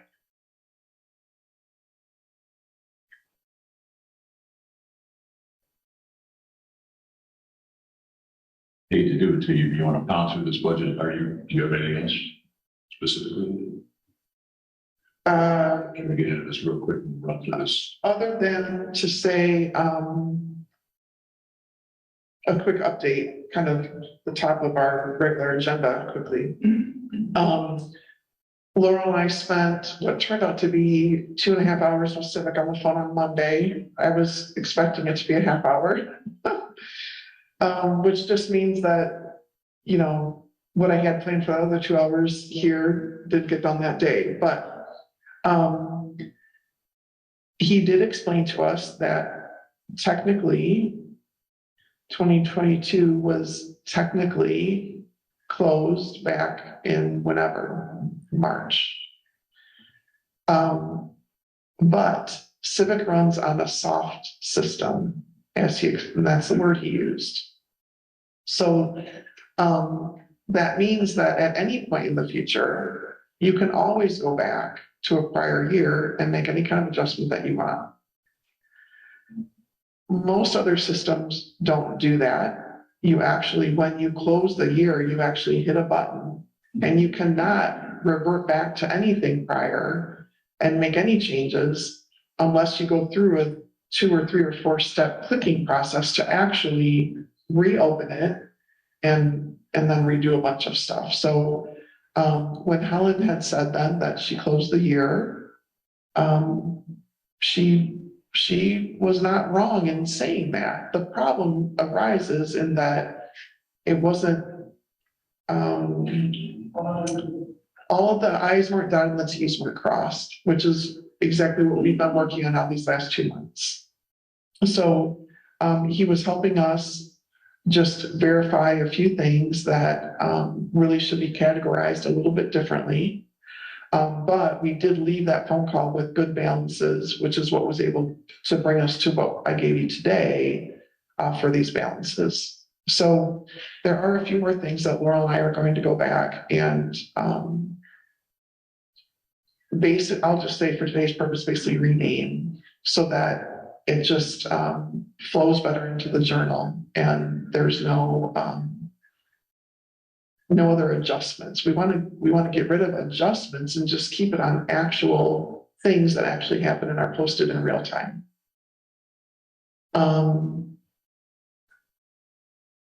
And then into 23, then we looked at a few things with him on that as well. And he's going to go back and fix this doubling situation that happened.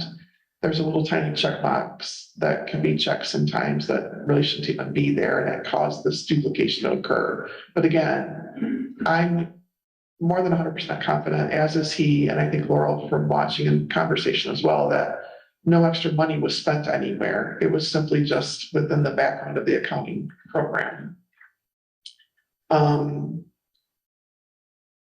So I wanted to just give you that update. As soon as these last couple adjustments are made for the 22 entries, then we're going to print that report. It will absolutely be the final one. It will be saved in all the records. State Board will be able to see it easily. And then we'll double check the AFR, whether any of the ultimate balances changed or not. I don't think, as I've talked about, there will be a lot of balance changing. It's really just the internal, notations of postings that needed to be done differently. And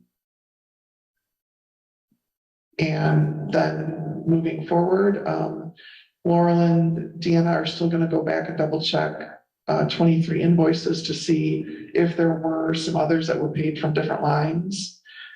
We may not necessarily go back and readjust those, but we'll account for it in looking at the budget to know what really should be budgeted for 24. It's probably not worth the time to go back in 23 and change any of them unless they're large dollar amounts. And so we'll just use best judgment on that,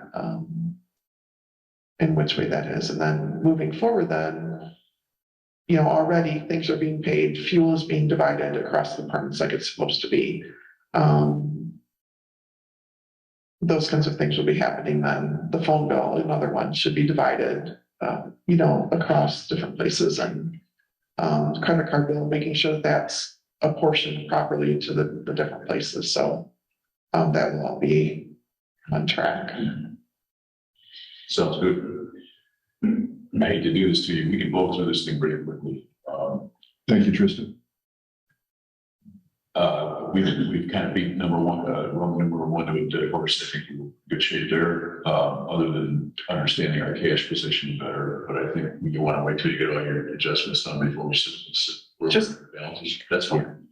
Quarterly mid-year, I think we just discussed that. We're in good shape. Unfinished business cash management, we just beat that one.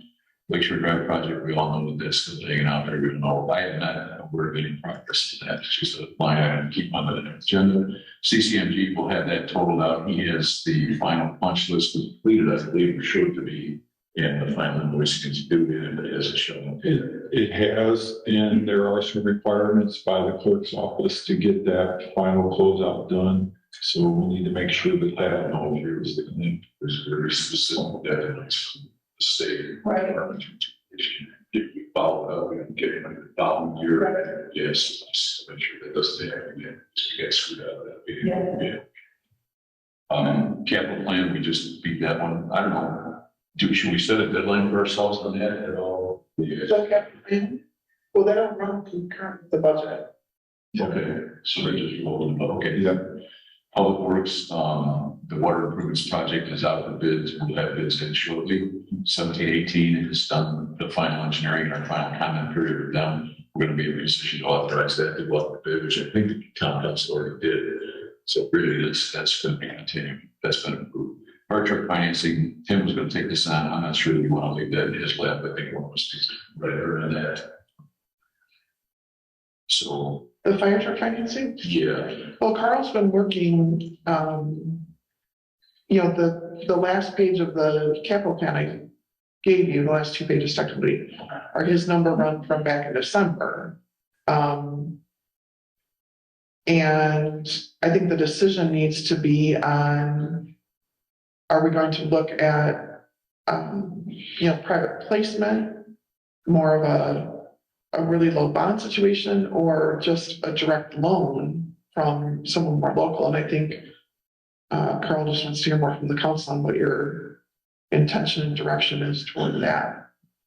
I think the original discussion was, let's just go and get a bank loan because we know that's the service. If the advice from them is something other than that, I mean, I know there's. No, I think he still agrees on the bank loan. Okay, well, then all we need to do is get a couple and pick and blast off. One of the worries we have is, I guess there's some history that Chris Willoughby shared with us that sometimes the council will commit to something like this. If they don't encumber the funds somewhere or other, meaning they get the loan lined up, even though the delivery is going to be in 2024, that the next council might say, we're not going to do that. We don't want to wind up with that decision. So Right. I think we need to get this, I think we need to get this ice rink before the end of the year. So however we do that, if you think you want to have Carl get some proposals from banks, or do you want us to handle that? Yeah, he's got a process in place where he can send out. Okay, one, To if you many want to take that, and that would make me more comfortable, because I don't see it Yeah. happening the other way. And what we'll do then, we've got a list of local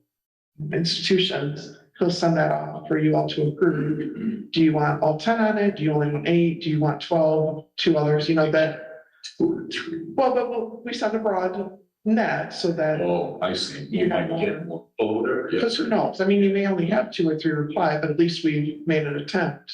My suggestion is that first merchants down there that's helping the public lands, you want to be sent it to, and I know there's this lady that you sent to your bank, that's a local person, and they can get her involved, so. Okay, 3. Public safety building payments, I'm assuming so that the last invoice came in, or the last invoice came in, I'm hoping that processing is going forward, which means that the authorization document has to be signed by either Mark or clerk, and then it goes to USA. So I don't know if you're familiar with that process or not, but that has to happen. But I know you know about it, but that new invoice came in, it's a month end sort of thing, meaning if it came in sometime in August, it's due sometime in September. When you say new invoice, how new? I'm aware of Just one. came in. maybe, Okay, that one I'm not aware of it. And I haven't seen it either, because the way we were doing it is council approval and then Tim or I signing it, but I haven't seen Okay, so I thought it was sent to Tim and everybody else, so let's make sure that it. We probably need to have on there just Monday then. We'll be with us. Sometimes I thought you said it telling. Yeah. Okay, well, I'll make sure that it gets into everybody's hands. I only saw it personally because I'm copied on it coming in. I know you're commenting about paper invoicing as opposed to email invoicing is appropriate here, but in any, we just don't want to lose track of it.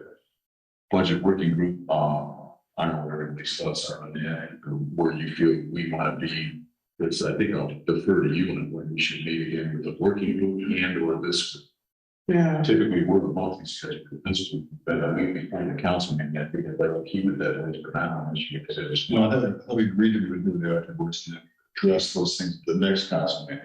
Okay, So I think we were saying it's too early in the month to do what we currently we're trying to get done. because we're not that close. Yeah, Okay, and then we would just report to town. okay, It's not kind of far. so that would mean in September, then I'm looking at the calendar here.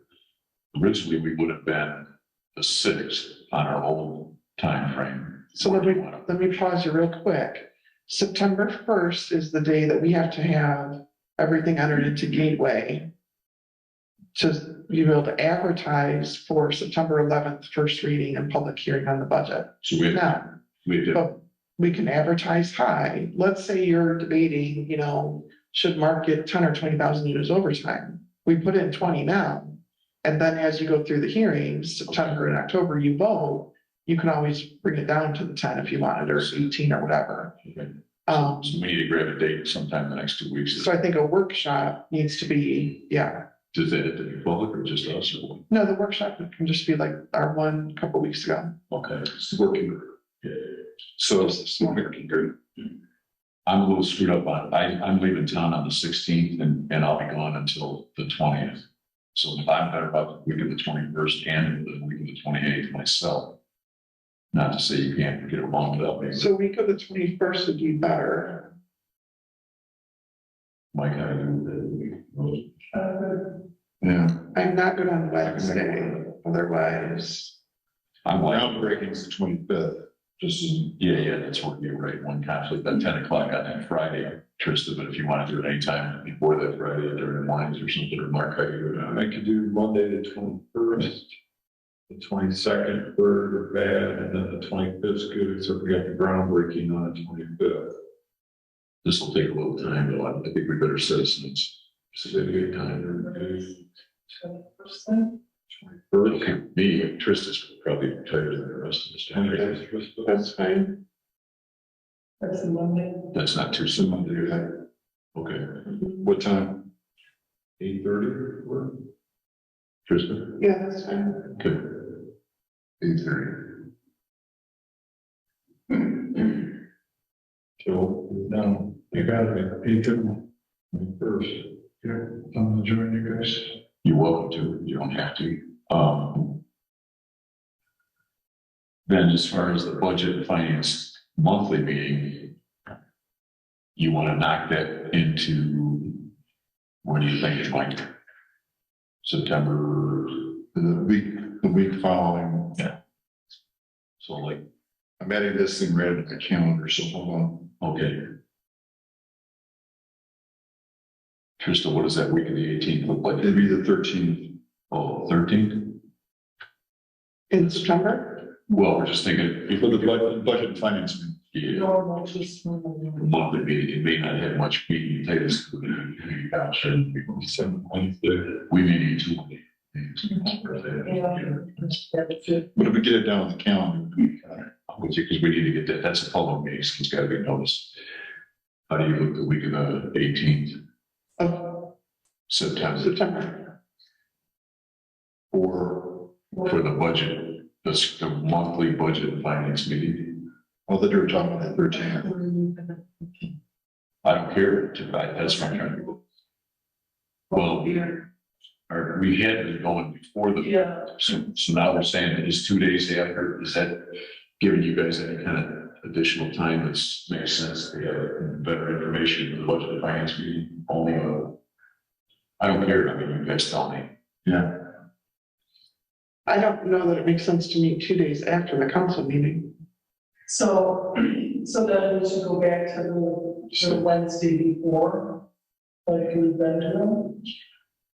Or do we want to go later than that? Well, my point on that was, If we do the 13th, we would report then to the town council meeting in October. Correct. that gives you guys another week to get the month in accomplished is what it means. It does, but then the report that you're giving to council 3 weeks later is almost kind of stale, really, I think.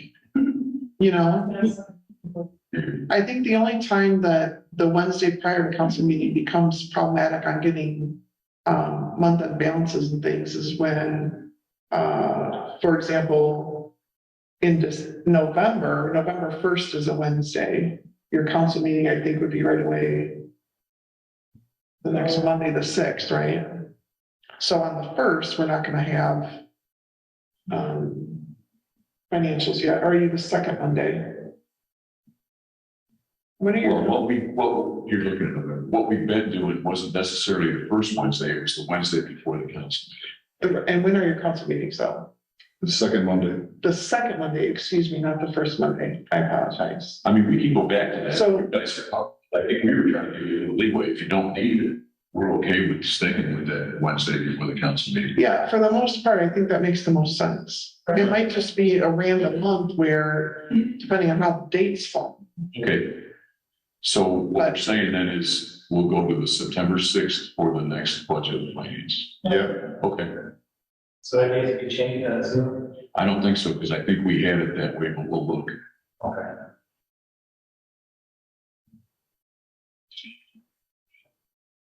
I think we did switch to that first Monday at some point in the last couple of months, and we only adjusted this one because we knew we were gonna be out. We couldn't yeah, have information. yeah. Nothing needs to be changed on that, nothing. I don't think so, Bob, but look at the calendars. We'll have to look at the I'll calendars. check it. Okay, thank you. Late non-payments, I mean, we kind of beat that dead horse. I think the check verification system works with that to pay, it's called pay. Our biggest cost a little bit, would be. Yeah, so last Friday, I think we talked to Karen Pop. Yeah. On the phone, I learned something I had not before, which is that we could provide to her an Excel report that she then tests with their bank system, make sure it works. And then each time there's a check run done of 20, 30, whatever it is, we also run this report for the bank, send it off to her, they upload it into their system. And most of this verification happens by computer and greatly reduces then the need for the human verification unless there's a random one that doesn't quite match up, and then we're notified. Looking back into the Civic system, it looks like maybe Helen either had tried that or asked Civic maybe to write, if they had to write a program part for it, or I don't know, because it was called that specifically, Positive Pay, and I think that that's a Rise of Bank moniker maybe, but that was very encouraging to me though. And so we just have to, next time we run some checks, run this report. I tried to get in the other day and run the report, and there was something yet, the drop-down box wasn't activated or something, it didn't quite work, so. Right. So thank you, Teresa, for following up on that. That was one of the things, my task, and I saw you're right up on that. And then jog my memory, that's the way Positive Pay is supposed to work. Is you're supposed to let the bank know what you've issued ahead of time through this report. And then they verify the check to make sure that there's nothing altered on it. Like, for example, like the payee has been changed or something's happened on it that's different than what we issue to them. They in turn will contact us and then return the check within the regulatory requirements, which is within 24 hours of the date of receipt. So I had forgotten that, quite frankly, and thank you for doing that research work. So the way to do this thing correctly is for us to submit all checks to the bank that we've issued. Not the reverse of that, where we have to look at a report, make a decision and call them. Which works a lot better. So it sounds like the system will work with this configuration. But we have to give them the data. I guess it was a week and a half ago, we spoke to her because she was on vacation last week, so we couldn't test it. So we need to get that accomplished, that test run. That's the solution. Yeah. Looks us has not been aware of that until now. This pre-notification of the bank. Right. Because we have checks. Well, Laurel and I just learned that. I can't speak to any other prior knowledge. I just know that in Civic, I saw the ability to be able to do it. So whether whether Tim or Helen have known that that was there or not, I don't know. I mean, this goes way back because we had that, the whole thing that triggered it was we had a check that exposed the town. And that's when we would have set all this up.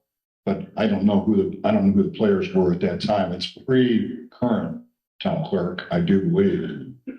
Well, I think those checks. Cordon was last September. Yeah. So yeah, Laura, you can make sure that his office will change your proceeding. Right, we're going to see, we're going to try and run this program again. see if we can get civic to do something. We found, we're putting the cloud, there are, how we operate our software is just a tad different, so they can be very update with that particularly wasn't changed, and that's. I mean, what's to Like, I'm pumping, that there's, it's really inherent, and it's gonna be. Right, right. Sounds great. Thank you for that. Budgeting process, we're gonna beat this horse. I don't think we need to do anything else with that. Personnel responsibilities, we pretty much, we I think we know our duties. I think the idea is budget and finance and economists realize that rather than the other way around. So it's comes to us with something that's just gonna just. Can I give you a question? Yes, sir. I heard that maybe there's a new deputy clerk. Is that correct? This is me. I heard somebody was sworn in. No, I've heard rumors that I haven't been. Well, Is that wrong or is that? Yeah. Is, or talking about it. I don't remember. I had somebody said, what? What end and what's the cost structure? No customers, no customers. What end? See what you mean. What's the idea? What are his duties? What does he do for us? Why is it? Yeah, I can't answer that, so.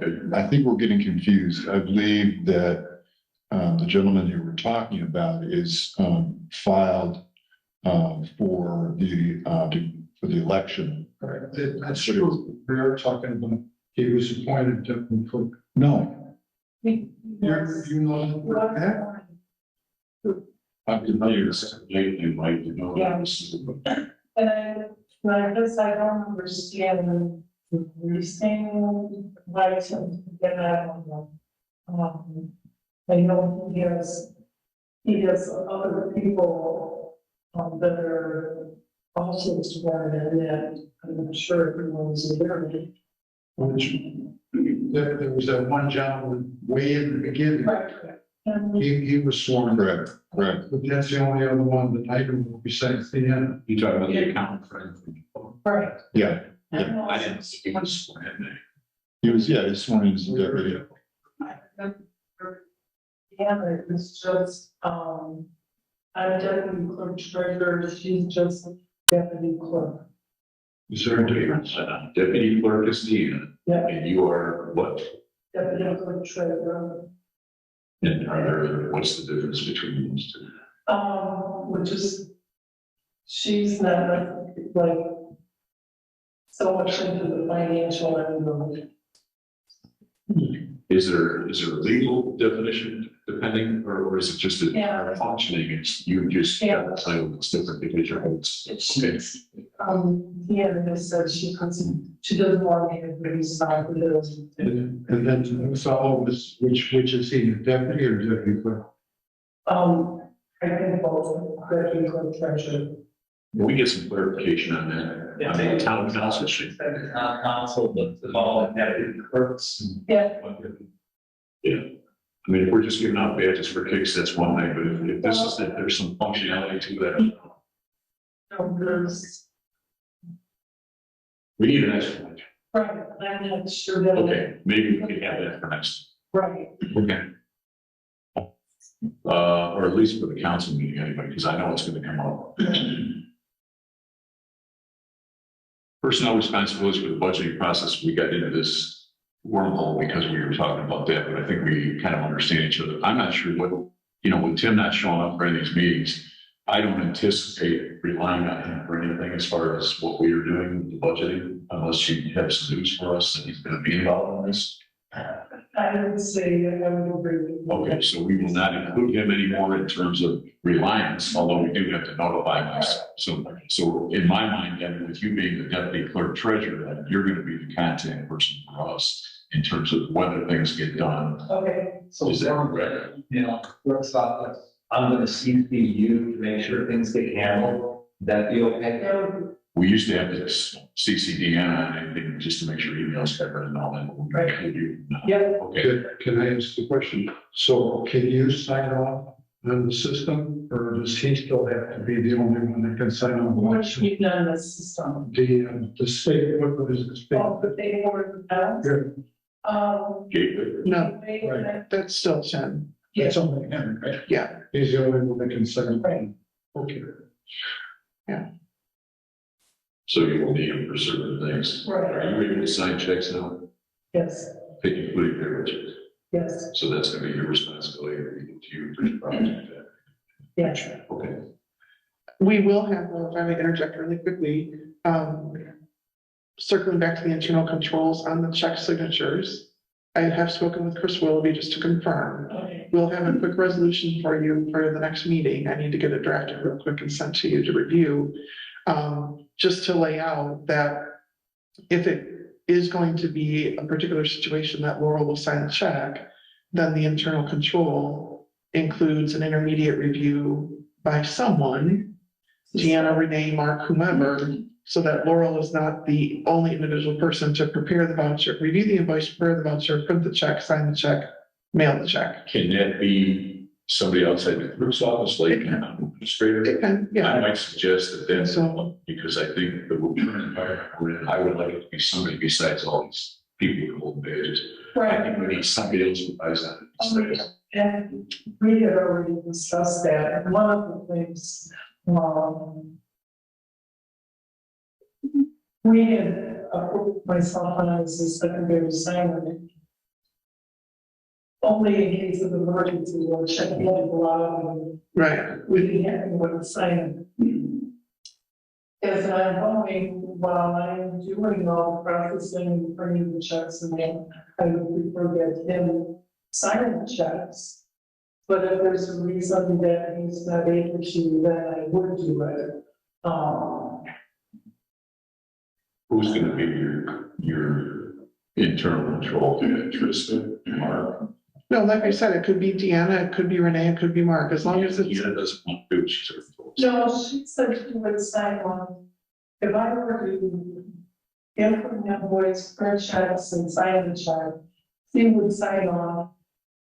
as just the proofreader. Okay, I'm not comfortable with that right now, with Okay. the craziness that's going on in the clerk's office, I think we need another centralized exchange. And it's, That's my personal feeling, the council will decide that, I guess, but I'm not comfortable with what we're saying. Okay. In the clerk's office, right, because he's got a new person, I have no idea what that new person is doing. I don't think it's appropriate for a new person to jump in here to check, checks and balances responsibility. We don't even know who this person is or what the hell he's doing. So I would be more comfortable learning what the rest of the group feels like if somebody like Mark, under the fresh set of eyes is our checks and balances. Right. It's slow system. But right. that's my personal opinion. And I agree. I mean, I'll defer to everybody else's thoughts, but I think Mark, I don't want to leave this, I don't want to leave this to his hands anymore. I'm just not. But the expectation is that Laurel's signing of a check is just a one-off emergency situation, not the routine. I don't see that, I don't see that happening anymore, Tristan. Not the way this is going down. I mean, the guy's not here anymore. Yeah. Not that he was ever here in a lot of instances anyway. All I How do can, we adjust this reality? all I can say about today specifically, right now, these couple hours, is that there was a near miss car accident yesterday that was troublesome. But he notified us weeks ago he would not be here. Okay, and that may be, I He sent an email to John saying he wouldn't be here. Okay. So again, with no involvement from my side of it, I would like to have, if you don't think it's a problem for somebody like Mark. it's not a problem. Unless you want to take it. No, it's not a problem. We need somebody outside. To take that on, which, I figured that this is something, she's not here today, I'm sending a check. Right. And I need to have a second approval on it, which I agree that, someone here should be a better person to do that. Yes. Are you willing to take that in or? I have no issues helping in any way I can. I think the internal controls, as Trista had indicated, will be discussed with Chris will be working on, right? And then the council makes the final decision probably at Monday's meeting, and it's just it's sad that we're having to come up with ways to do work for the person that should be doing work. What's your thoughts? What do you want to do? Deanna doesn't want to put Tim's on that. It's crazy stuff. No, Deanna did say that if the situation was where I can put an invoice in, print a check and sign the check, that she would sign off on that she over. She proofread it. She proofread it. And you're happy with that? And I am. Okay. Okay. I misunderstood her. She couldn't stay in the place in my part. She doesn't want to be the treasurer. She doesn't want to sign them, I think. She doesn't want. She's fine proofreading it. Yeah, but she was willing to look over that too. And, you know, it's funny, when I came in was that she actually looking at her too. You're comfortable and you're. Yeah. Okay. Yeah. But we know what the administrator, and then you're gonna continue to be involved. I think the council will spare you about your office is gonna continue through our administration the end of the year. Yeah, I mean, I kind of think that can come off the agenda, but certainly we're happy to confirm whatever you need to confirm. So. Okay. We talked about September deadline on the budget, we're good there. You're continuing to be involved, and includes all those items which we already know about. New business payroll processing, I know your thoughts on that. We have the budget and finance working group. You were kind of against that. And for instance, we had Diane's. Yes, and it's actually falling into place. It was given out to, you know, until she became, you know, actually. So it's working out, so it was working. It looks like her something, was a building to everything, yes. But she was actually get a couple of days. So we heard that. But are you okay? I mean, I know, Mark, are you guys getting your Last payroll, we're good to go. good Payrolls, we fixed it. 14. We don't need that. I would say not. Save the expense, as long as we can get in-house. What you guys are getting. Right, it is an expense. You know, I did the input of the last payroll, but, you know, there's still things that I need to get in the routine with, such as any worry and relation.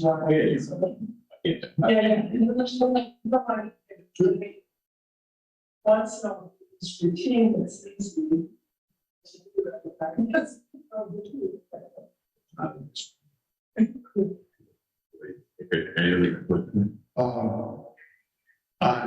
When your brother was here, when Larry was here, I know that the building commission, they want to have the permits being done on the computer and everything else.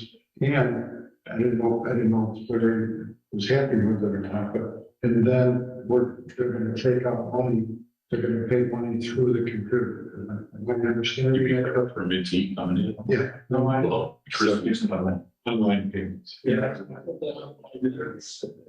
And I was just continue to have people bring checks and here or send checks. Okay, so my understanding was two things that you guys sent me then, which is kind of a little line bill that would be able to allow the pay online. I just wanted to put me on. Stop. In the payments? Yeah. Oh, Yeah. okay.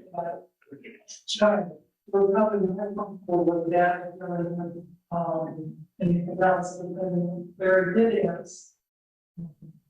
First, to look into who we could use that would interface with, Civic, but I think it, you know, until we see how that works, and then how the fee structures are, you know, we need to find out how that actually works, and that's what I was asking, how the monies would, if someone paid online, how would I get the monies? Would they send me a check, less fees, and then I get deposit? Okay, no pay on money, okay. Yeah, because my understanding was there'd be a choice the person could pay online or the person could arrange. That was my interpretation. Choice, the town has choice, but I thought that this choice, well, they bring it and said. Okay, good. There's, yeah, If that's true, I'm sure the lawyer said it was. Maybe sure. I mean, I'm not, it's a big one. Yeah. There's a-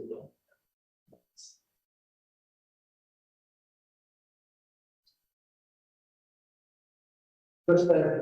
One quick question, I guess, public question. We got an email from the clerk treasurer's office a few days ago saying that the SBOA, that building commissioner be a salaried employee as opposed to a contractor. Are you aware of anything like that, or a mandate?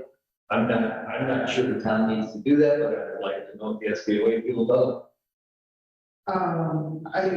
So we should, this should be for the public. yeah. The question raised by Dr. The question raised by Dr. LeMay was there's a movement afoot based on some input from the clerk's office, that there's some SBOA requirement or some that the building commission go from a contracted position to an employee position. So the question is asked of Tristan. I can imagine why the state board would suggest that that would be best practice if he's a person who really is doing full-time work for the town. What I want to though go back and just double check and research to see if there is some mandate or some, regulation or state board best practice on that, or if it simply is just one of the, because sometimes they do say, well, this really would be the best way, but it's still up to you to decide locally. So I want to make sure that I verify that distinction. So I will check into that. Also, if I could just add though, how does his contract read? I think that was part of the question that the contract read, that he was an employee. I've not seen the contract. It would be helpful though, if there is one, that we look at that. Yeah. He's been doing it for what, 6 to 8 years or something. Somebody must have said something.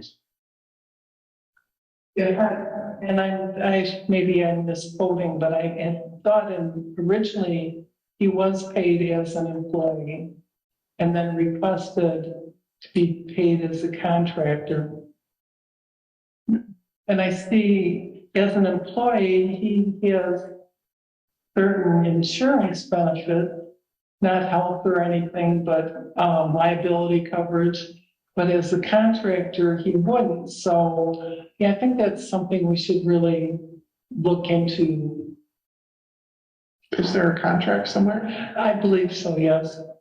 Okay, so I can take a look at that. You'll find that and you'll advise us which way is the most appropriate or whether we have choices indeed. And we'll talk about that at the council later. And while you're looking into that with SBOA, if he should or should not be listed on the annual salary ordinance, because currently he is listed on the salary Right. ordinance. So Right. if not, Contractual services are not on the salary ordinance. They don't need to be. it currently he is. So as we Yes, prepare wages. 2024, we need to know the answer to that. And for that be leading to confusion if there is any from their review as well. Right. We're getting ready. Essentially, when you're in the business, when you're out in the commercial world, there are very strict parameters as to whether you're a contract employee or an employee, such as Right. dictation of when the hours are, those kinds of things. Mhm. So I think I'd like to know if that's what they're applying, if there's a whole other set of criteria that the state uses for Yeah. municipal employees, but we need to get this figured out. And then also the last invoice that was paid to Larry, I had brought it into Mark and said, who approves this? And, he said that, that nobody approves it, which I don't feel is correct. That would be sent to the clerk. Right, but it goes to the clerk, so then it's up to the clerk to approve it. That is, yeah. I would almost feel that it should go to the council or someone else. I mean, the clerk, or I would not have any knowledge of what he's actually working compared to. He works independently. At some point, you have to trust Well, yeah, and I'm not saying that, but I mean, if you're saying that, So Laurel, you're viewing it right now from the side of if he were an employee, he would Yeah. have either be the department head or have a department head right, to approve, confirm that before the timesheets are sent in. right, But in fact, if he's a contractual person that's simply sending in an invoice like anybody else does, that is then put on the check register and then council approves that. okay, Which is what we've been doing all. So when you say nobody's going to approve it, it's been approved by the council. No, but every time every time the council approves a check register, if he's on there, then that's, yeah. Yeah. So it's been working under the contractual relationship. The clerk's office is now pushing for changing that to the employee relationship. And we need to define that and also understand it. And we're going to do that once you. right. Okay. I have nothing else. Anybody else have anything? Adios, amigos. Zoom. Got Zoom. Oh, yeah. Anybody on Zoom have anything they would like to ask, or if just speak up, please?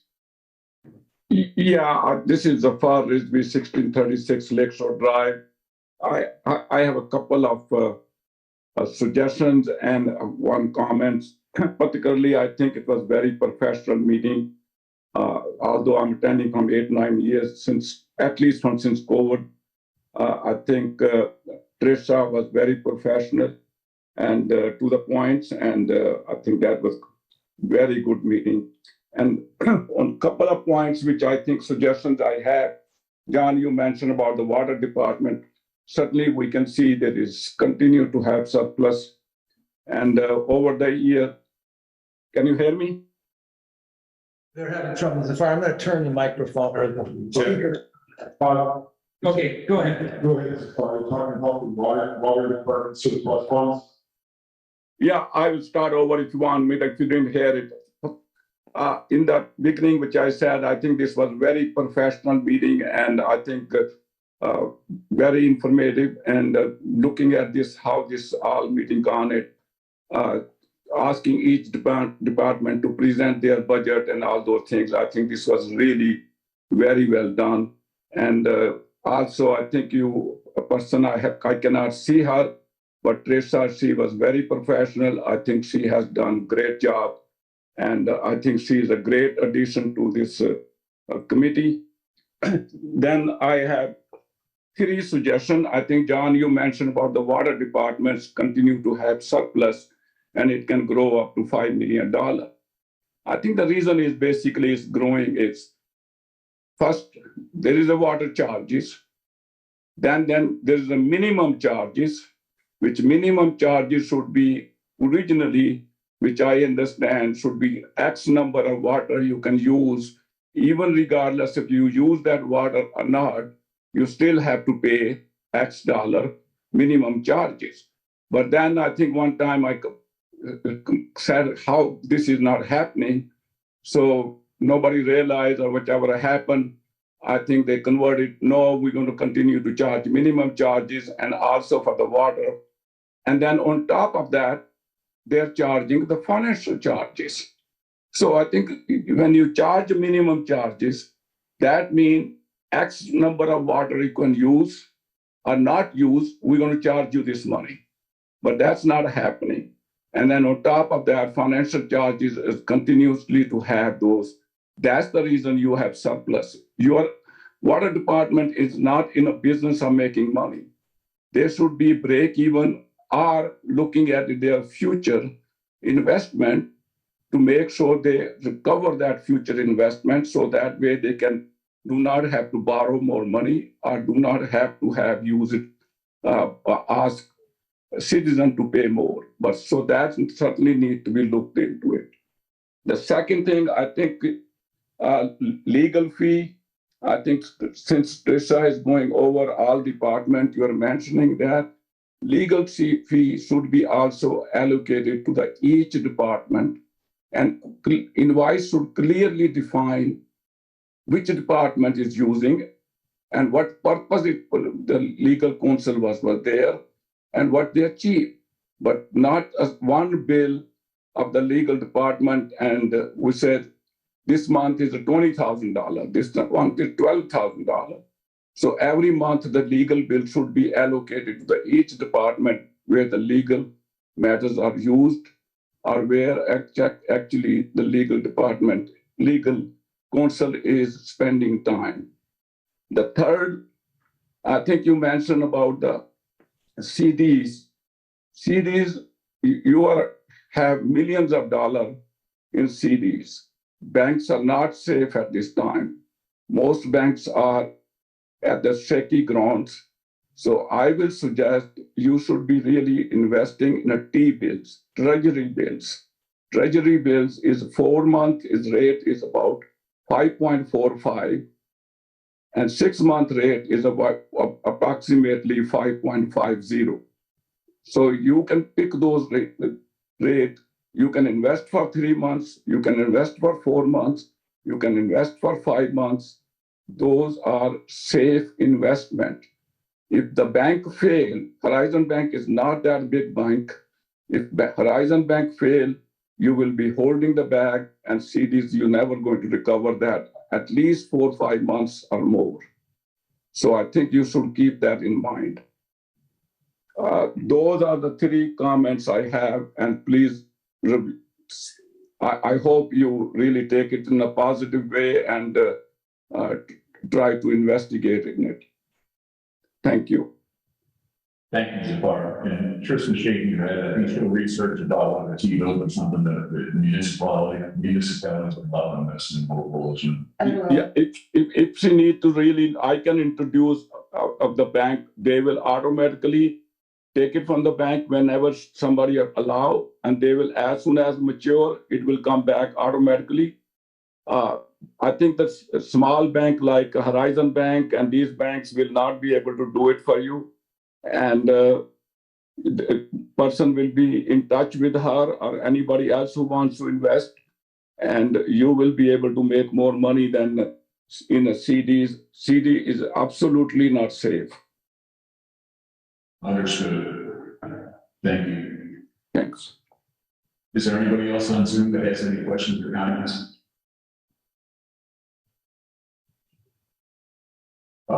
That said, I guess we're going to close the meeting. Adios.